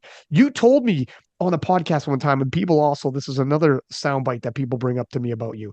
You said, powerlifting is the way I express myself. And that is a beautiful thing. That is like something like an artist talks about. The conflicted, and you're like, so when you see me grind, that's me showing you a little bit of heart. Or when you see me with the way I approach it all, I'm putting it out there for you. So when you come and see me at Silent Worker, I'm not shaking your hand on the side with a microphone. I'm on the platform expressing myself because you came to watch me play my guitar. You didn't come to watch me talk about playing. You came to hear me play my guitar. 100%. So here, this is what I'll do for you. Yeah, I agree with you 100%. Like when you talk to a soccer player or football player, he's a soccer player, football player. So yeah, obviously you may talk with him, but you talk with him because he's that player, that soccer player, that football player. So if at some point I'm like, nah, I'm done competing, I'm just going to take the microphone. Maybe some people will listen for 2-3 weeks, but then I'm not the same dude anymore. I'm not the powerlifter anymore. I'm retired. Like I said, I don't know for how long I'm going to do this, but for however long I still have, I'm going to live to the fullest that I have, to the fullest of my ability, because that's how I chose to practice my sport. And I'm just going to show up every single time, always, no matter what. Tiffany will also do the Silent Walker meet.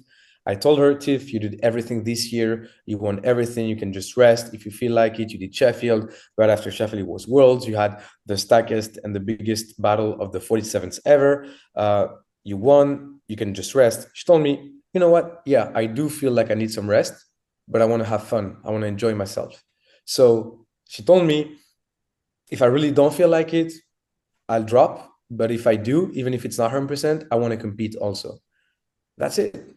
That's just it. And she's world class, right? She's not Oh yeah. like somebody that doesn't know what she does. Obviously, I'm coaching her. I'm a world class coach myself.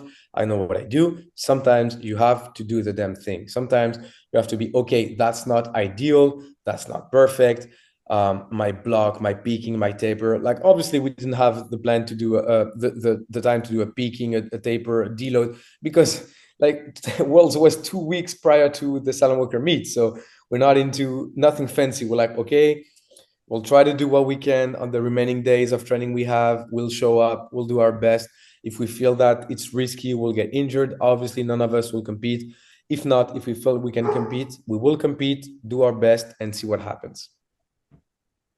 And now looking forward, you have Sheffield, and you brought up Sheffield with Tiff, and it's the wildest because when I was at Sheffield, I remember there was talk initially from Worlds, like going into 2022, you were the world champion. If and everyone knew 2022 Worlds was gonna like set up Sheffield. And it's like, oh my God, if we got Pana in Sheffield, that like the French would show up and it would be bonkers. And everyone and the show you would put on, like Gavin Aiden style, you know? And it's like, oh, if we could get Pana there somehow. Turn up fifth place, and it's like that's probably you can't make that work. Then Europeans. All right, well, let's see. Hey, Penna could do some damage at Euros. If Penna can break the world record, and then you're hearing Penna's strong, he's going to do this, then the bomb out. So Sheffield comes. We're at Sheffield, and you're coaching. You're there as a coach, and you're helping out the team, you're helping out the French and the whole nine. Were you picturing there? I remember thinking, like, if Penna was lifting right now, if Penna was in the mix right now, but it's a long road ahead because we all knew the different nominations that are come to this Worlds. Were you telling yourself when you're at Sheffield, as bonkers as it was, I'm going to be here. I'm going to be here at Sheffield. I'm going to be competing as an athlete. So what I did was I talked with the Ben Banks, SBD's boss, for those who don't know who he is. And I told him that's the most beautiful and hype and incredible meet I've ever seen. And I told him, next year I'm competing. And I also was talking about it with Pete Spence. I told him, Pete, next year I'm competing. And I don't plan on getting a wild card or what. I'm competing 100%. So Sheffield 2023 was incredible, the biggest meet ever. I'm glad and I'm happy I didn't compete at Sheffield 2023 because I got to give myself 100% to Tiffany, and it was her first meet of that nature. So I wanted to be her for her 100%. So me not competing allowed me to do so because I just had to focus on her, nothing else. And also, I think that's something that people are scared to admit. Sometimes you just don't deserve some things, right? Sometimes it just happens. It doesn't mean that it doesn't diminishes you as a person. It can diminish you as an athlete, but that's how it works. That's how this world operates. If you're doing an awesome season with your football team, with your basketball team, with your soccer team, and you're a pro athlete, you'll maybe get an increase, you'll maybe get a better deal, you'll maybe get a better contract. If you do 1 year, 2 years, 3 years in a row, you do bad, you regress, you don't do the numbers you used to, you're going to get traded, you're going to go to a not so good team, less money, less wage, less hype, less everything. That's how the world of sports operates. So with my 2022, fifth at Worlds, not competing at the Arnold, bombing out of Euros, I have zero reason to be at Sheffield from an athlete perspective. From a social media perspective, maybe because I have a high profile for powerlifting, yeah, but from a sports perspective, zero reason to be at Sheffield. So at that moment, I'm at peace with that. And actually, I'm glad I didn't get any way of invitation, whatever, because I just didn't deserve it. And after that, let's say even if I got one, I probably would have declined it because I just didn't feel like I deserved it at that moment. And to be able to compete with the best of the best, with the world champions at the biggest stage, you have to earn it. It's a right you have to earn.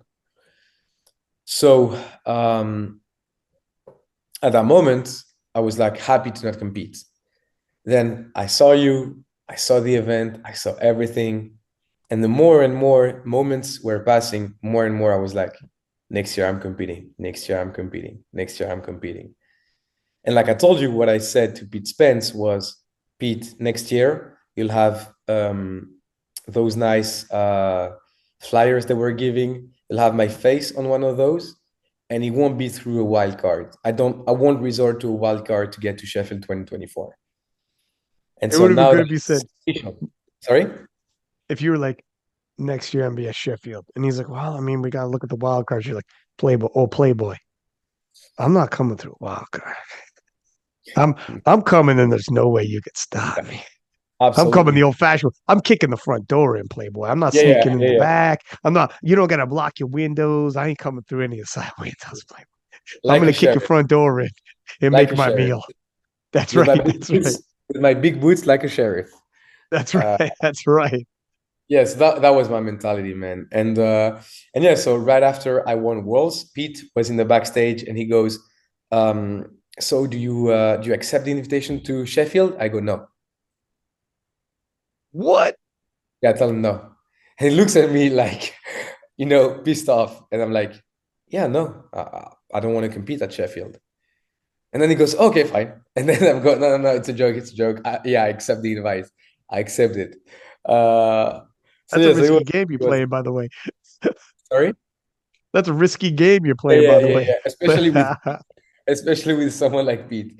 But obviously he knew he was all good spirits. And I told him, like, what do you even bother to ask the question? Like, who in his right mind would decline to an invitation to compete at Sheffield? Nobody. So yeah, so now it's official. And a little story. So the day before I competed, Tiffany competed, right? Right after she won, she had to do some interviews for SBD for Sheffield. And since I'm her coach and also her friend, Pete told me, hey, would you be okay being there for translation purposes and whatnot? And so I was like, yeah, cool, that's for sure. So I go there. And so one of the questions they asked Tiff was, who do you want to compete with or against at Sheffield?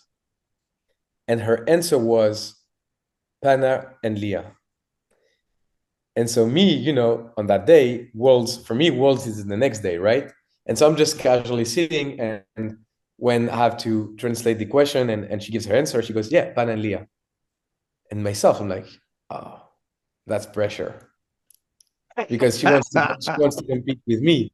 So now if I don't make it happen tomorrow, then her answer will sound, dumb. Oh yeah. The video You know what I comes mean? out and it's like, oh damn. Yeah, yeah. If it was she made it, Leah made it, and you didn't, you'd be like, oh Yeah, damn. yeah. So when she said that, obviously I was really touched by what she said, because she said she wanted to compete with me on that stage.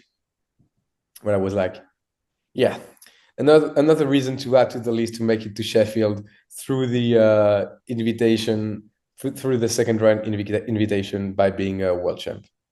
Yeah, at that point you're like, you know what? Maybe I accept a wild card if I come in second. You know what? Maybe maybe now I got to. There's enough pressure.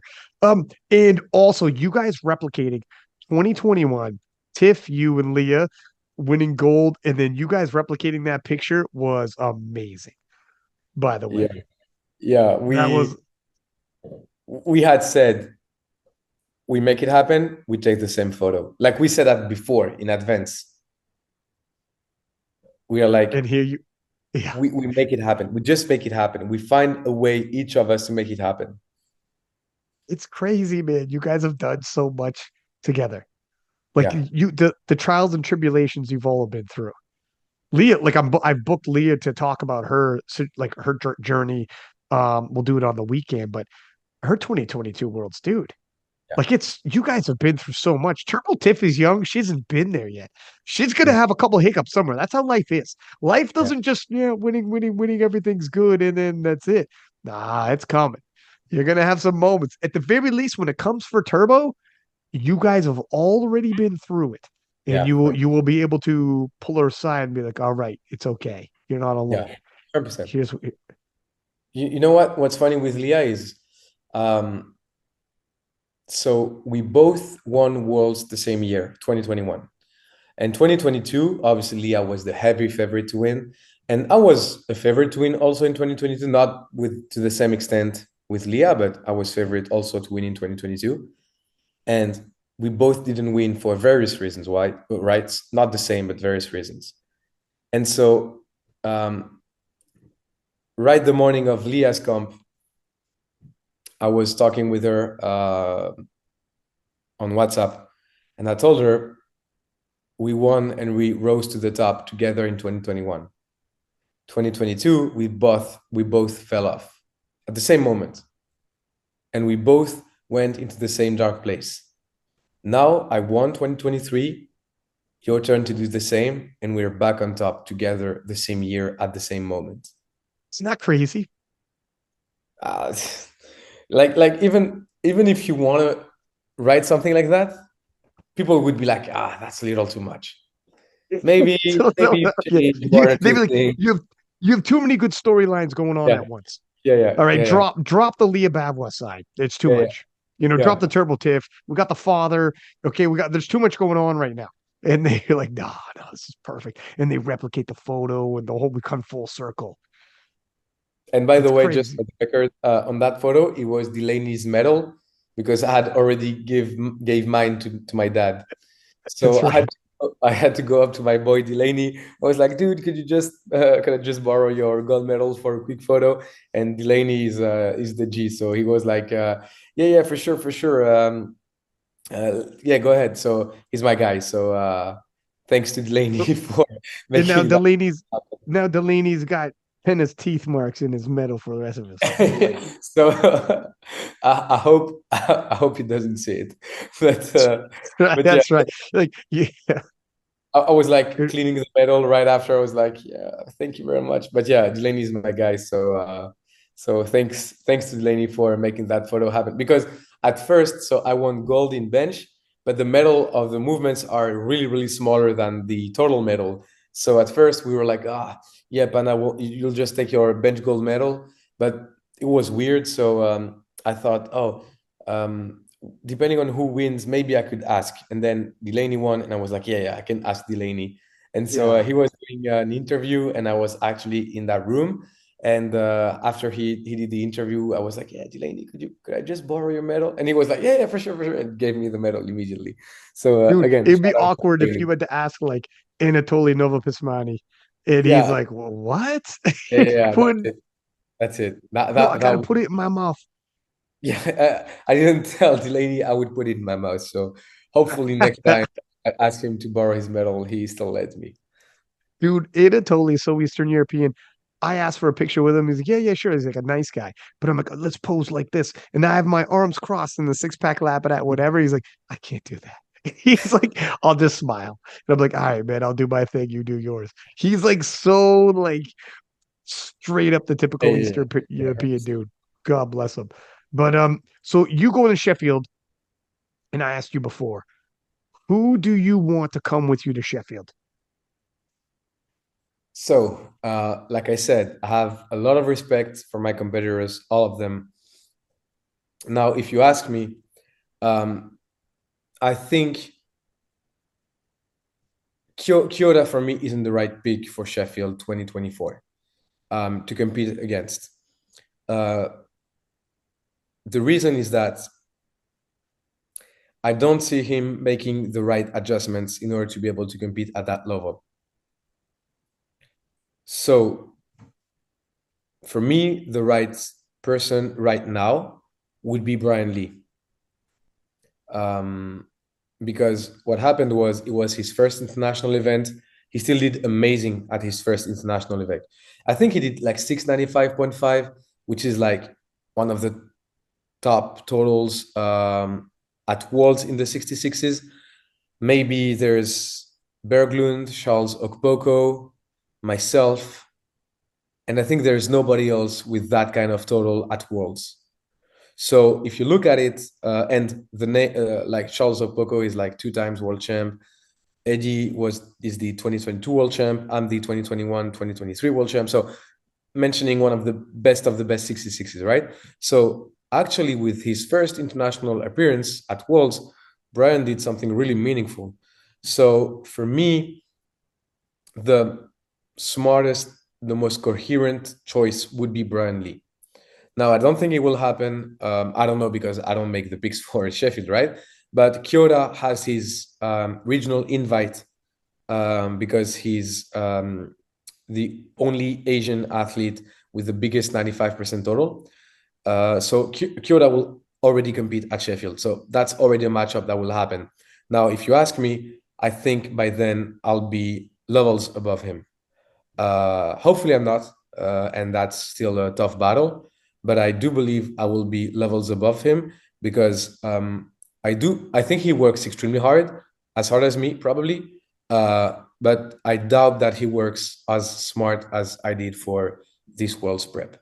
I was the most prepared out of them all for Worlds this year, and I don't think that will change for Kyoto by Sheffield 2024.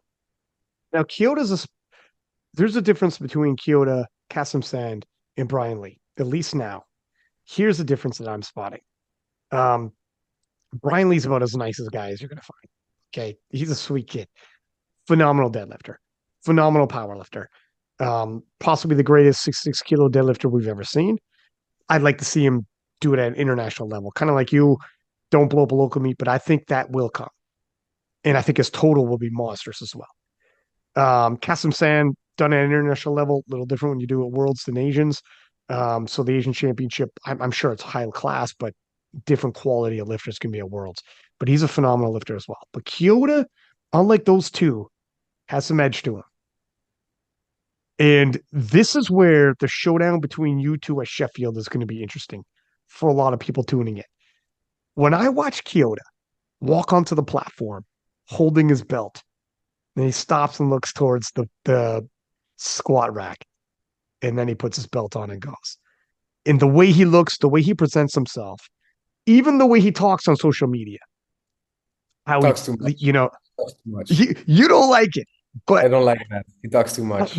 we could talk about that one. Where's that one video that you showed Yeah. me? So the video I showed you was I could pull it up. Yeah. Is it on YouTube or Instagram? It's on Instagram. Is it? So- And which is it on his Instagram? I'll just send you the post, and you can just watch it in your DMs. Okay, I'll pull it up for us to watch together, and for like obviously everyone else to watch. But while you're doing that, Yeah. I like it sending it to me. The way he looks, his hair, he's crazy jacked, just like you. He's a 66. He takes his shirt off, insanely jacked. I think he even did bodybuilding on one point. He's trying to do in Japan, popularizing it, speaking English in his videos, doing how-to videos on bench, etc. And he's putting out content like I'm about to show. So let's take a look. Oh, here it is too. All right. I'm going to pause this for a second here, and I'll do a share screen again.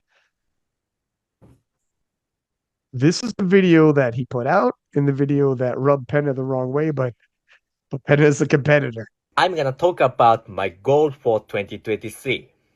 Number 1. I wanna be the 63 kilogram class powerlifting world champion. Number 2. I wanna break the world record. I made my powerlifting debut in October 2017 and have been aiming for the world championship. I participate in world championship this year and finished the third place.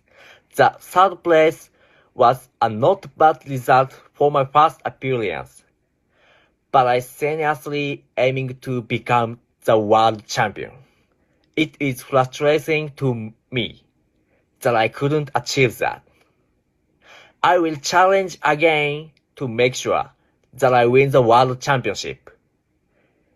In March, I will be world record holder at the Sheffield. In June, I will become a world champion at the World Classic. I'm seriously aiming for it, and I'm living to make this come true. Keep your eyes on me. I will make it. Thank you. Okay. So for me, I see a confident young man whom he's struggling with his English and put out English content regardless, which I respect. Like Yeah, that was 100%. difficult. Like Yeah, that was 100%. difficult for him. So hats off to him. I know here's what I do like. He's trying, and the sport needs someone who tries. And this guy is like, I'm going to make bold claims. I'm learning English and I'm pushing. And I know you respect that part, but the part that rubs you the wrong way is you guys have the exact same goals, and only one is going to be able to take it. But he is like you in terms of saying, I'm going to be a champion. I'm going to be this. I'm going to be that. The problem is when other 66s hear you say it, I wonder if they feel the same way. Like, what are your thoughts with all this? So like you said, first and foremost, I really want to like throw my hat to him because it's not easy to try to make things different in your country, because I've been there and I'm there actually. And so yeah, I respect that. Also, English, he doesn't speak English, so for him to make a whole video on it in English is like something like you have to respect. And I respect what he does. Like I said, I respect him as an athlete, as a human being, obviously. And I respect what he's trying to accomplish in his own home country, in Japan. Now, to set the record straight, what rubbed me the wrong way on that video was too much talk. I believe it's something to say you're going to win a competition close to a comp, like 6 weeks out, like I have in your podcast. Because why is that? Because my mentality and my training are reflecting the possibility for me to win. It's not something like I'm going to beat Tyler Atwood. You know what I mean? For me for him to say that at that moment, because I think he posted that a while ago, like December. maybe, I think it was December yeah, 2022. yeah. Can you imagine that in December? So it was like over 2 months out from Sheffield, over 6 months out from Worlds, and he says, I'm going to win Worlds. So for me, it's like a little kid saying, I'm going to be the next Messi or the next Ronaldo. That doesn't happen like that. So what rubbed me the wrong way is when you claim I'm going to be the world champion, when you claim I'm going to break the world record at Sheffield, whatever, those claims have to be backed up. And if you don't back up those claims, that looks bad. And the reason why that rubbed me the wrong way was, man, you're not even close to Sheffield, you're not even close to Worlds, and you say those things. And I feel that it's disrespectful to those achievements. Because if everybody can come up and be like, yeah, I'm going to be the next thing, this and that, then those things don't have any value. When something has a lot of value, it's really, really, really hard to accomplish. And not saying Kyoto didn't come at Worlds with the best intentions to win and etc. But then if he posts that 2 weeks out, 6 weeks out from Worlds, and he's like, I'm a machine right now, I'm on a mission, I'm going to win, I respect that. You're going against me, you're wanting what I want, we'll clash at some point, but I respect that. Now, if you show that, if you post that video out of the blue, nobody expects it, you're not into your best training sessions, it just looks dumb. So that's why it rubbed me the wrong way. It's because I felt that he was just like doing his list to Santa Claus, right? So I'm going to break the world record at Sheffield, and then I'm going to become the world champion and this and that. So that's why I say I think he talks too much. Now, like I said, that doesn't change the respect that I have for him as an athlete, as a competitor, as a human being. I just believe he talks too much on social media about the stuff that he wants to accomplish. Did it help light a fire under you, Oh knowing yeah, he's going to be there oh at yeah, Worlds? oh yeah, 100%. 100%. Like, so I wanted to comment on that post.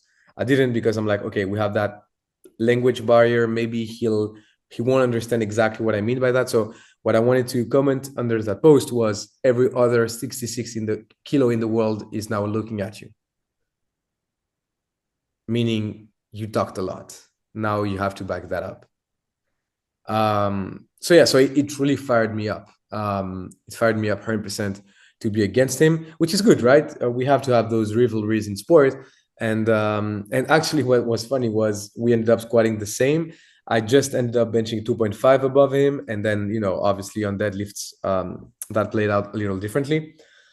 But yeah, I think he's a really strong competitor. Now, if you ask me one single competitor to compete with at Sheffield, I would probably pick Brian.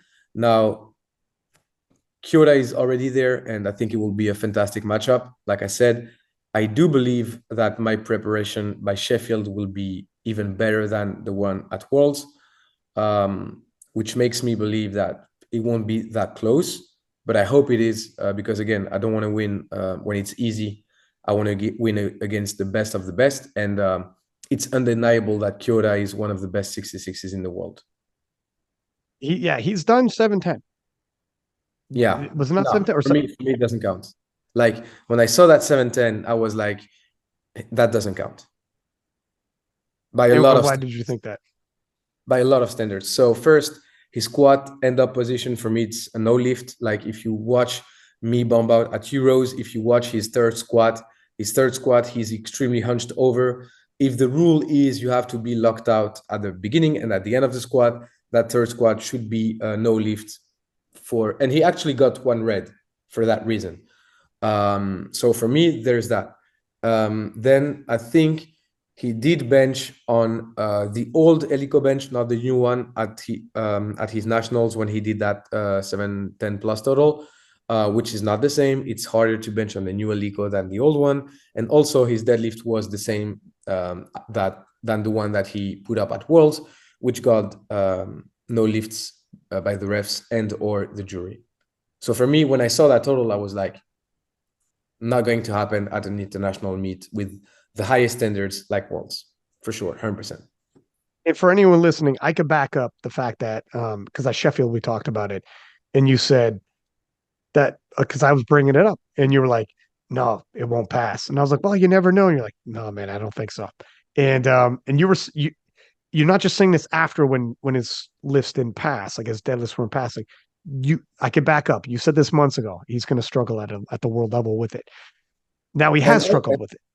And honestly, I'm not taking anything away from him. Like I said, I've struggled with standards in the past myself, and maybe I will in the future, right?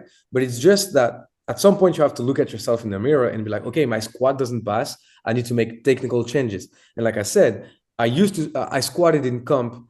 I think my best squat at 66 is 252.5. My best squat a little above 66 is 260 something. So at Worlds, I squatted less than my best squat. But why is that? Is because I had to make the proper adjustments in order to make sure that my squat would pass at Worlds. So I'm not throwing shit at him, being like, oh, no, he doesn't know how to train, whatever. No, it's definitely not that. It's more so that when you do those controversial techniques, squats, calls, whatever, at some point you're going to get caught up for it. And for now, at least, I didn't see anything from him that leads me to believe that he'll make the proper changes. Now, maybe he will, and I'm hoping he will, but that hasn't changed since his nationals, hasn't changed since Sheffield, hasn't changed since Worlds.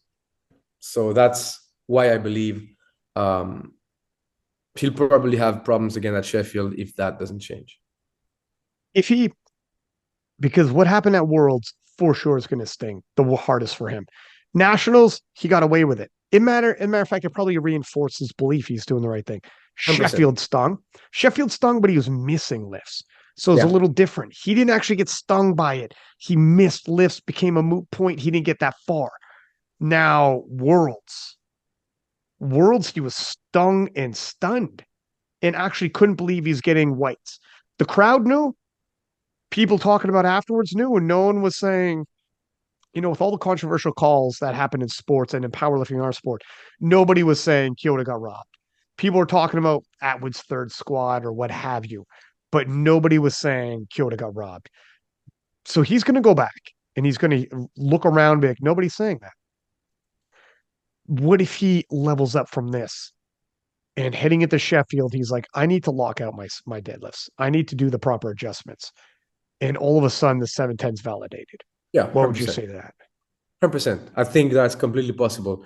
Now, obviously, he will have to make adjustments on his squat, on his dead, and then that would take time. Now, Sheffield is like 6-something months out, so he probably has the time to make the adjustments. Will he do it? That's the question I don't have the answer to. If he does it, 100%. I think, like I said, he's currently with those little failures, he's still one of the best in the world. So if he makes the proper adjustments, he'll be a fierce competitor. That's for sure. Will it be enough? Like I said, I don't think so. What about because in terms of Sheffield and you two in videos and interviews, I got a feeling this is going to be the best possible matchup.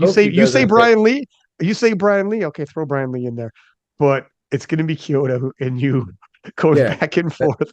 Was he motivated? Go ahead.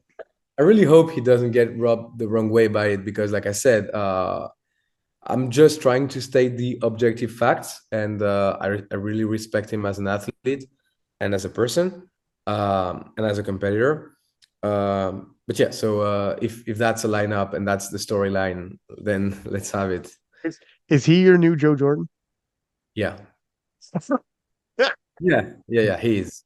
I need my Joe Jordan. I need my guy that itches me when I look at him or when I see his posts. So he might be my new Joe Jordan. What would happen if you didn't have? What's that? Sorry. You need your Joe Jordan. You need that competitor that will force you to that will force it out of you. Wow. Okay. So you think, will you force it in your own head, or will you actually put them in a position where they're going to feel that and be pushing it back? And can you sense who that person might be? What do you mean? Sorry, I didn't get that. Like, for instance, are you saying you'll be looking amongst the contenders and you could kind of find who you feel this person has those like just like Joe Jordan, just like Kyoto, they're talking bold. And you're like, this is the guy. He's an alpha, I'm an alpha. You're all alphas, but he's talking like an alpha. That there can't be two alphas. If we're in the same room and it becomes okay, whoa, I kind of like this. And that makes you rise. And all of a sudden you're in training like, oh, this guy thinks it's him. I don't know because Kasim Sand, prior to Worlds, I thought he was one of the top contenders at this year. So obviously, it's not because he didn't make it in 2023 that he won't be a top contender in the coming years. Because like I finished 5th in 2022 and I came back to become world champ, right? So I think Kasim Sand hasn't. We have to not overlook Kasim Sand. So with Kasim Sand, I talked a little with him in DMs. He doesn't speak that good English either, so it's quite complicated. But we both really like a Japanese movie that's called Crow Zero. So basically, it's really simple concept. You have one high school. You have 2 high schools, and the pitch is like one high school hate the other high school, and they just have to fight always, all the time. And so each high school has his style and his leader, his boss, whatever. And I used those soundtracks for my training, and Kasim sent those also. So at some point we were discussing that, and we were like, yeah, like whose team you on? So he's on the other team as mine. So I really enjoy one high school. He enjoys the other one. So at some point there was like a face-off of the 2 bosses of the high schools right before the big fight of the movie, and they stare at each other and they're like, yeah, I'm going to beat your ass and whatever. And at some point, Kasim Sen put that in his stories. And when I saw that, I was like, okay, that's how you're going to play it. And So funny. You guys were cool until he did that. And you're like, yeah, and okay, I big was like, boy. Okay, all right. okay. And then from the moment he put that in his stories, I used that music, that soundtrack in training. And whenever it was playing out, I was thinking of him. I was like, that's what we're going to get. But it wasn't the same confrontation I had with Kyoda, because like Kazem-san like didn't say anything crazy, but I was more so, okay, you want to be that guy, but I also want to be that guy. So one of us has to not be that guy this year at least. So when I saw him at Worlds, I told him, you know what would be funny if we do a face-off just like they did in the movie, and I post that in the story, I tag you, you repost it, and we kind of create some hype. And he was like, yeah, let's do this. He was hyped. So, it's not whenever somebody wants to win, whenever somebody wants to beat me, I'm like, I kind of don't like that guy. It's more so with the way they behave in general. And Kassem Sand, I feel like he believed he was good enough to win, maybe not being sick and everything, but prior to that, but he didn't make any bold claims out of the blue, out of nowhere. And I believe that Joe Jordan's claims were bold out of the blue, out of nowhere, because he only had one good national meet, and then from that meet he was like, I'm going to win Worlds, nobody's on my level, etc., etc. And then Kyoda did that video we just saw, 6 months out, 8 months out from everything, like, I'm going to be world champ, I'm going to be world record holder at Sheffield or whatever. So it's more so when people do bold claims that aren't backed up by anything that I'm like, yeah, I don't like that. It does make for amazing. Like, this is perfect for Sheffield. Yeah. It's going to be great. And hopefully Kyoto, because Kyoto's got strength. If he could just work on his world level standard, like you did for 2022, and then coming into 2023, it's a how you like me now moment. And he's got time. He's got a lot of time to work on this. I would be glad. If he brings himself up, you guys might have an epic clash. 700 kilos and up, both you fellas are capable of amazing totals, pushing each other to the brink. And the videos and the interviews and everything leading up to it, and then the performance on the day would be epic. And you guys could both go over the world record. And honestly, I would be glad. I would be glad to have the best fight with him. So let's see. But then, by then he has to not just talk the talk, but also walk the walk. And I think he hasn't done that yet. So hopefully he does at Sheffield, and we have an epic showdown. And yeah, like I said, the strongest in the world will win on that day. I was the strongest in the world on the 12th of June. I became world champ. That title it's earned every single time I step on the platform with direct competitors with me. So yeah, let's put the strongest 66 kilo lifter in the world title back on the line at Sheffield.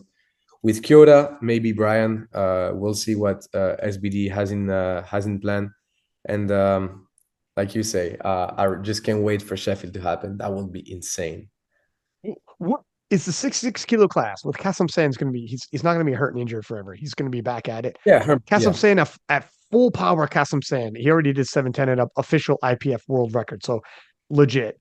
So full power Kassem San, full power Brian Lee, who's going to lick his wounds and reevaluate, and then full power Kyoto, who's going to adjust to world standards, and then obviously full power Pana.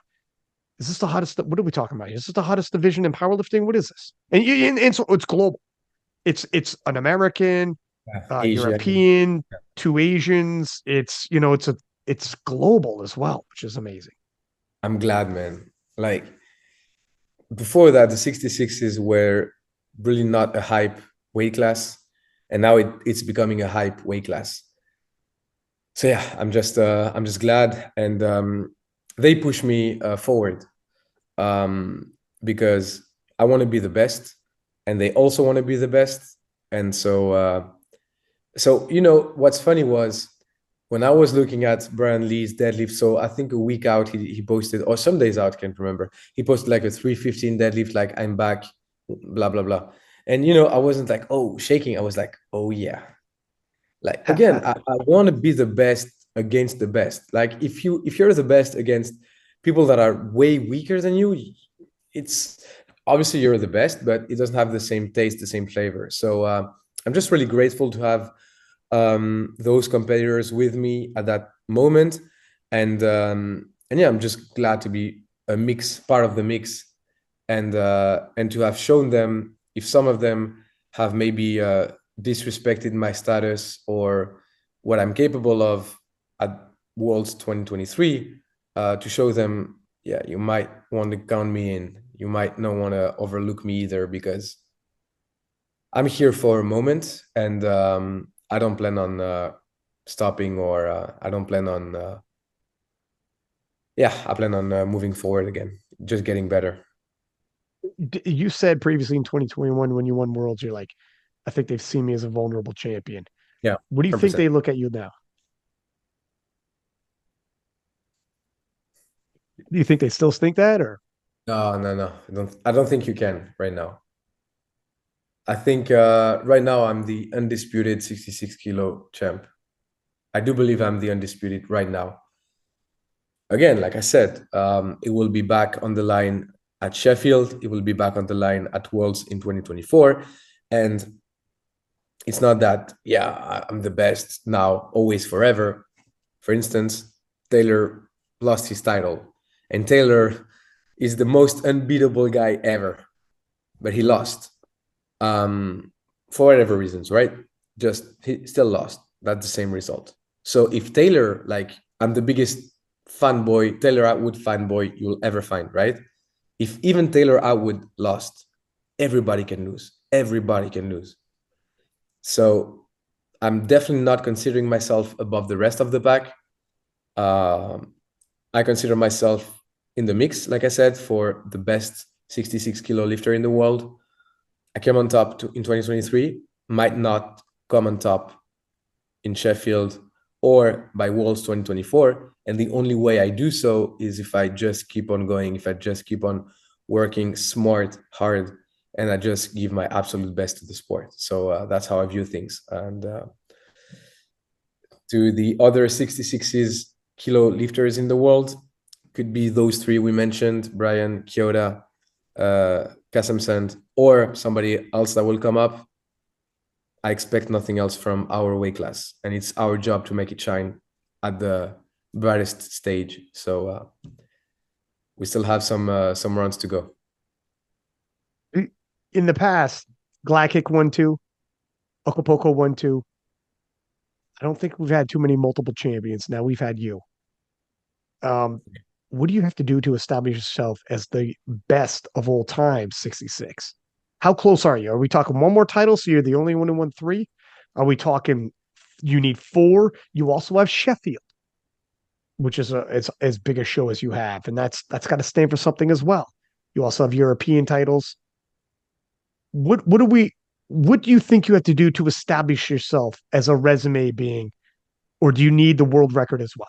Do you need to be like, you know what? I've won world titles. I need the world record as well. What are we looking at here? Because you're starting to build a resume. So in 2021, I won all of the titles that I could. So national, European, and worlds. In 2022, I lost all of them. Couldn't compete at nationals because of my clavicle sprain. Finished fifth at worlds, and also bummed out of Euros. So 2021, I won everything. 2022, I lost everything. A while back, maybe right after my qualifier meet, so maybe 10 to 12 weeks out from Worlds, I said in a video, my goal for 2023 is to reclaim all of those titles. And we start with a world title on the line, which is the toughest to get, right? So right now, this year, my mission is simple, reclaim all of the titles. So Worlds, National, European. Then obviously Sheffield, and after that, Worlds. I believe if I do that, to that date, I'm the best 66 kilo lifter in history to that date. The thing with powerlifting is that it's a sport that knew that a lot of top level athletes are going to come within months. You know what I mean? Like, for instance, 4 years ago, Tiff wasn't even powerlifting, and now she's probably the best 47 kilo female lifter in history and one of the best of the best.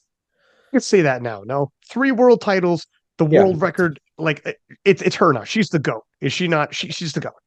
Yeah. But I think that's safe to say. We paid enough respect to past history Yeah, with yeah. Heather, and we held on. But I think Tiff has done that. Yeah. But then maybe in 3 years from now, Tiff will be in the mix for a podium spot. And now the era where Tiff was the GOAT is now debatable. And I like that. It's because nothing is granted, nothing is given to you. You have to earn it every single year. And I'm okay with that. I don't care about you having won 8 world titles when winning a world title wasn't as close as how competitive it is nowadays. For me, if you won world titles with 670 in the 66s, that's a good world title back then. Doesn't have a lot of value right now. So, honestly, I don't even have the answer myself to that. My plan is to just give my best every year, compete at the highest level every year. And when I'm done competing, let's take a look back at my achievements. And from there, we'll have an idea of where I rank amongst the best lifters of my weight class in the IPF history. I think a huge thing that's going to help you in terms of measuring greatness. A lot of it is like impact on the sport, impact on the culture, impact on did you help move things along forward. When people think of certain champions, even if they're dominant, the impact might not be as big. Sometimes because they come from a nation where there's so many other world champions already. So you're part of a big mix. Sometimes you didn't impact, like you're not a coach. You didn't bring up other world champions, or you're not meet the records. You're not like if we there's a lot of world champions like that. One thing that you have is your impact is undeniable. I've had people try to tell me it's not just Pana in France. Well, no shit. It takes a village, right? I got you. But you were the first to come through. You came as a coach, you've made world champions, meet director.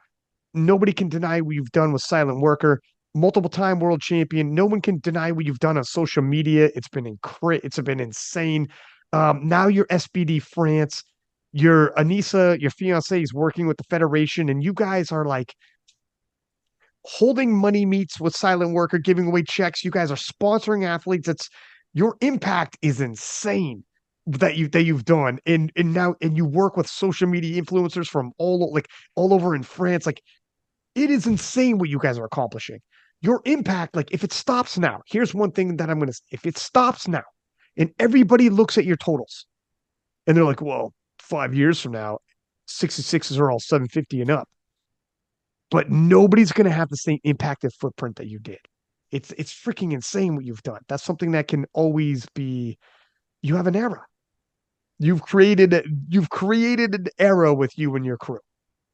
And for I think it's gone beyond France. I think when people think about this era, they're going to think about you. Honestly, coming from you, it really means a lot. And I don't really acknowledge the impact that I have, because I just feel that I'm just a guy practicing my sport, the sport that I love, and because I love that sport, I just want to give it as much as I can. And like you mentioned earlier, I said powerlifting is how I express myself, and more so, powerlifting has become a part of me, and I want to treat it with the utmost respect and care. So that's why I'm trying to help out as much as I can and everywhere. So like you say, hosting meets, organizing events, coaching, developing the sport in social media, YouTube, Instagram, TikTok, whatever, and helping that sport grow and reach a bigger audience. Because at the end of the day, if you really love something, you have to You have to give it your best. And I give it my best by competing, obviously, but with everything else. So yeah, but now I cannot sit here and be like, yeah, I made all of that because I didn't. I feel that it's really more so a reunion of elements, a reunion of people. Like for instance, if the French Federation wouldn't exist, I wouldn't be even here talking with you. So I owe that also to a lot of people. So yeah, definitely, I'm not. It's not just Pana in France, that's for sure. But yeah, but I'm definitely trying my best to help out as much as I can to help the sport grow, because that's my sport. That's the sport I love, and I just want to give it my best. And that's something we talk about when we meet always in person. It's like, no matter when it ends, I just want to be able to look back and be like, that was insane. That was amazing. That's Those moments. already done, dude. Dude, it's Yeah. freaking. I know it's not just you, but I can't picture if for the last few years we took you never existed. You never started following Mike T, taking those online classes and bringing over coaching. You never, like initially when it was you, Noemi, and Leah, and then Turbo Tiff or yourself winning worlds and all the social media impact, and that never happened. Silent Worker, as big as it is now, even sponsoring the federation, never happened. SPD France being run by you guys, you, Tiff, Leah, Anissa. Anissa's with you. It never happened. You and Anissa did something else. Coco, with you, dog. They came up through you. That never happened. None of that. Take it all away. Let's find another. Let's find dog. Okay, I got you. Maybe France would have done something. It would be very difficult. Even just what you did is going to have rumblings. All these social media people that are working with you now, because you are who you are, and what they bring in, the amount of memberships and whatnot is grown so crazy. And we know the popularity in it obviously has to do with social media as well. If I just take that, snap my fingers, Doctor Strange style, that you guys lose Penna. You just lose Penna. You lose everything Penna's done, everything he's touched, everybody's brought in, everybody's set up, all of this. Even those who are in France that rumble against wannabe punk rock and push against because you're too big. They're like, fuck Penna, fuck Silent Work because he's too big. He's getting too much credit. You still motivate them. You still make them click up and start being like, it's the pushback. None of that would happen. None of that would even happen, Penna. None of your impact would have happened if I just say, well, I'm taking Penna away. That never happened. It's hard for me to picture it being the same in France. I'm just saying. It'd be difficult, man. It really means a lot coming from you, because you're as passionate about the sport as I am. So having that opinion really means a lot. So thank you. But yeah, it's hard to acknowledge myself. And I also believe that when you think you've accomplished a lot, that's where you start to slow down. And I don't want to slow down. I want to keep pushing. So yeah, I'm trying to not look at what I've built or helped build, and staying an actor of it, and be like, okay, he's doing something over there. They're doing something over here, and let me try to do something over there to try to help it out. So and I'm really fortunate to have found the people that I've found, whether it be my friends, my family, obviously not mentioning my fiance Anissa, without whom a lot of that wouldn't happen, but also like every people part of the French Federation, like the president, the vice president, the coaches, Cyril, the French coach, our media boy, Flo. Yeah, that's and what I said after I won. It's not my victory; it's our victory. I feel that it's a shared one. You gave a speech in the burger joint, and you said that you were like, "Hang on, I'm gonna give a speech," and you stood up, and it was a good one, man. I know little pieces of French and I can pick it, but it's true, man. 100%. You just surround yourself with the right people, man. Yeah. You know, I from think that's a strength Anissa to I've always had. Like, if you ask me about biggest strength, I feel that it's finding the right people to associate with, because a hanging lot of on to it. yeah. You don't let it slip. You're good at like you keep in touch. Like you shoot me messages. You like I know like on my end. You know, like don't let it slip, man. You find a good solid person, That's keep it. in touch. Yeah. You know, it's the world is a scary place when you're isolated. And it's scary too. Some people hold each other close, not even like you're holding the wrong people close. If you find solid people, keep them close. Trust me, everything is easier, doors open, and you work together. And you know what? So I did the Worlds in 2019, and Worlds in 2021. My team came, my friends, family, training partners. Well, not family, but I consider my family. So when I say family, it's in that sense, right? They came in 2021. That wasn't the same. That wasn't the same. When you're alone in a broad country, you don't know nothing, and you're alone, that's tough. That's rough. When you're there with your team, you're at home. And 2023, same. A lot of the team showed up. My dad showed up. I was at home. It wasn't, where was it? Malta. It wasn't Malta. It was home. And that changes. So if there's an advice I can give to people competing internationally, bring your friends. It's not the same after that. It's home. It's true. I was so comfortable in Malta because in that hotel lobby every Yeah, damn day, you know every everybody. night, Yeah, you know everybody. I was down there all the time. Like I'm comfortable right now. I'm maxed out on the couch, just chilling. You that's know, it. whoever anyone walks in, you're just talking to them. It's like this is it, man. These Yeah, are my we people. had our rooms. We could just be staying in our rooms. Nobody was staying in their room. Everybody was in the lobby. Everybody was trying to catch somebody up. That's it. That's it's not the same. You're not in the same mentality. And yeah, like I told you, I feel that my biggest strength is finding the right people around me, and yeah, hopefully doing things right to keep them with me. But yeah, You know what hurt me one time? We were in a hotel lobby where like hit me right in the heart is like you start getting close with everybody. You get close and you start feeling like you can't take for granted that someone's going to be there because some people are going through nationals and they might not just make it. Kafui was at every single world since 2019 and he didn't make this one by like 6 kilos at nationals, and he's got a fight to come back. And you know maybe he does, maybe he doesn't.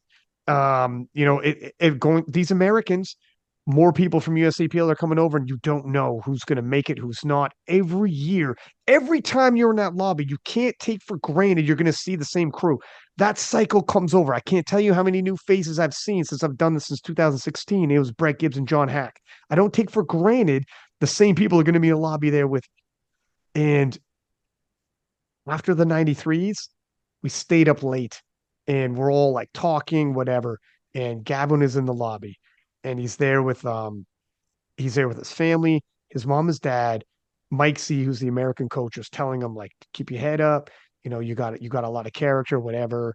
And then Mike C left, and then each one of his siblings came over and said bye. Then his mom, his dad came over, and they all one by one were telling Gavin goodbye. Right. And they were going off there because we're staying up late. This is what we do. And I keep hanging because whatever, I don't sleep. So then and then at the end, it was just me and Gavin. And he stood up and he looked at me. He's like, fuck, man, I just hate that I keep disappointing you. And I was like, that hurt me for him to say that. And I was like, dog, you've never disappointed me. You know, like that hurt, man. For him to say that, I was like, dog, you don't disappoint me, man. you know what? Now I get that because I have both sides. I try to compete at the highest level, and I felt that in 2022 I disappointed some people. And then, for instance, Gavin is our guy. Gavin is our boy. And I watched him compete, and he didn't win. He didn't podium, and I wasn't disappointed. I was sorry for him, but I wasn't disappointed. I was feeling bad for him because I know what he's going through right now, like the emotions and everything, but I wasn't disappointing. Disappointed, sorry. So I get what you're saying when you say, hey, man, you didn't disappoint me. You didn't. And I also get when he said to you, sorry for disappointing you. But you know what? I feel that strength isn't winning or podiuming at Worlds or whatever. Strength is putting everything you have in your might to get to a place where you think you'll find happiness, you'll find a sense of self-care and self-love, giving it your absolute best shot against obstacles, against other people, other competitors, and accepting the result. That's strength. So you give it your best, you place fifth, heads up. Keep your chest up. You did amazing. You didn't win. You did everything you could. That's good enough for me. And if that best you have is good enough to win and to give you the first place, the world title, whatever, obviously that's the biggest story and that's the most beautiful story. But the outcome, for me, the result is less than the process. The process is everything. And again, if I didn't win this year at Worlds by giving it my absolute best, so let's say I do 705, let's say I don't deadlift 292.5 for my third, I lower to 287.5 in order to make the biggest total possible, so 707.5, which is reasonable, right? Let's say Brian makes his deadlift, let's say Kyoto makes his deadlift, and one of them or both out total me. I still did the same total that I would have by winning. It's just that now I'm not the world champ. And obviously people would maybe care less about that story if I didn't become the champ. But the process is the same. I'm the same dude. I'm the same guy. I gave it my absolute best. My preparation was good. My mental state was good. And that's it. So I get that you may be disappointed by your own performance, but if deep down in your heart, you feel that you gave it everything you have, just let it go. That's it. You show you disappoint me if you show your character and it's anything less than what you would want somebody to hold themselves with. Like you see that. Some people win and have low character. Some people lose and then they show their low character. You show character out there and you show guts, determination, you handle it, you battle back from adversity, and that's how it works, man. That's how you keep your chest up, man. A sport is a sport. Like that's what it is. Sometimes it'll help you reveal your character. It'll help you express your character. That's good. All right, fine. But that's not the end all be all. You know what I mean? Like, I'm like, Gavin, like that ain't it, man. There are people that are winning that, like, whatever. They don't have the same character as you. I would never want you shouldn't want to swap shoes with them. It's an opportunity to show. And kind of like you said, wherever the chips fall when you're showing, cool. It is what it is. You miss lift, you come back. You get your squat overturned, you come back. And then he matched his bench PR and got a bench medal and he's on the podium. He's like, I haven't hit that bench. I matched a bench PR from 2 years ago. That's it. That's character, kid. And you see this through, even on your worst day. That's what it's all about, man. And then eventually the stars align. If you win, whatever, man. I don't know. Yeah. But anyways, yeah. But anyways, sir, listen, I know we're pushing 3:00 in the morning over there in Paris. And you haven't slept, and I haven't slept long enough that I got sick. But you had to be the first dude that I had on this podcast. Your story is absolutely amazing. I did this one before we even did the Worlds recap. Like, you doing the Worlds recap first? No, it's going to be Pana first. I got to get Pana. And we have to talk about Pena's story. It's been phenomenal, man. I've been doing this for years. Long before commentating, I was in powerlifting since 2008, and I've never had a story like this. It's crazy, man. And unfold in front of social media, in front of everyone's eyes. Someone might come on and say, let me tell you what my story was. Got you. People real time saw 2022 in real time, seeing the podcast, you revealing for the first time what was going on with your dad in real time, seeing all that, and then real time watch the live stream, and now here we are. Like I've never had that where people actually came along your journey with you. And that's a beautiful thing that like people don't remember everything. They won't even remember your numbers, Penny. It doesn't matter if someone beats your numbers 5 years from now. They just remember how you made them feel and they'll remember you won. And they'll remember this, man. This was a special moment that happened.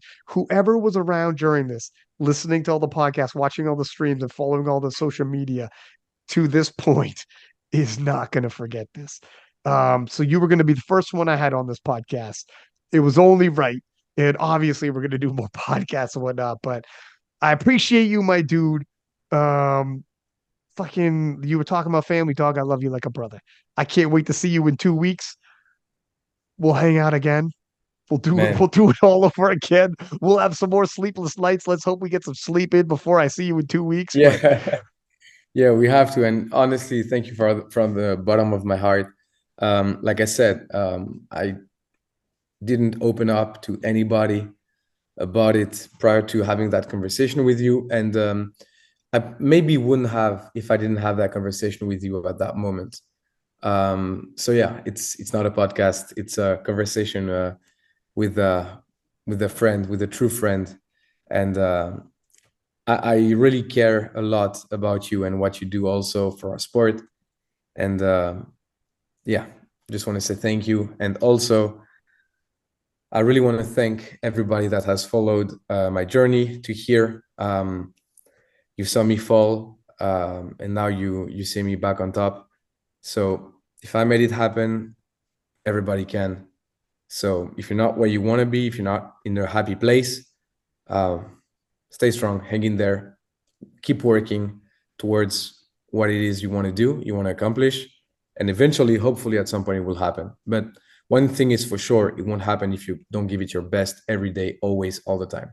So then it's just up to you. dog, I'm not joking. I'm gonna end it right now. I'm not gonna carry on for another half hour. We're ending it, but I'll just say some stories make you believe anything's possible. Some stories are like, this is crazy. And I kid you not, before and after, people like the stars aligned. Yeah. This is going to happen. And they just started believing, even though all indications were this isn't going to happen. And then afterwards, people like that just had to happen. It was just destiny, man. And yeah, it's a beautiful story, dude. I'm gonna keep it. Someday you got to write a book. These podcasts ain't gonna do it justice. You got to write a book, and I'm gonna buy the shit out of it. Leah Babbo made a book. You need to write a book. Make an English copy. I'm buying it and I'm reading it, man. But you got more story to tell. See, that's the thing. Leah wrote a book a little early. She's now regained her title. She's got a showdown coming up. But anyways, all right, my dude. I'm gonna let you go. Get some sleep. I'm gonna get some sleep, and I'll see you in like I don't know, 10 days, 10 man. days, 9 days, 10 whatever. days. I have to All get right, ready. man. 6-pack Lapadat, 6 up, and we are out.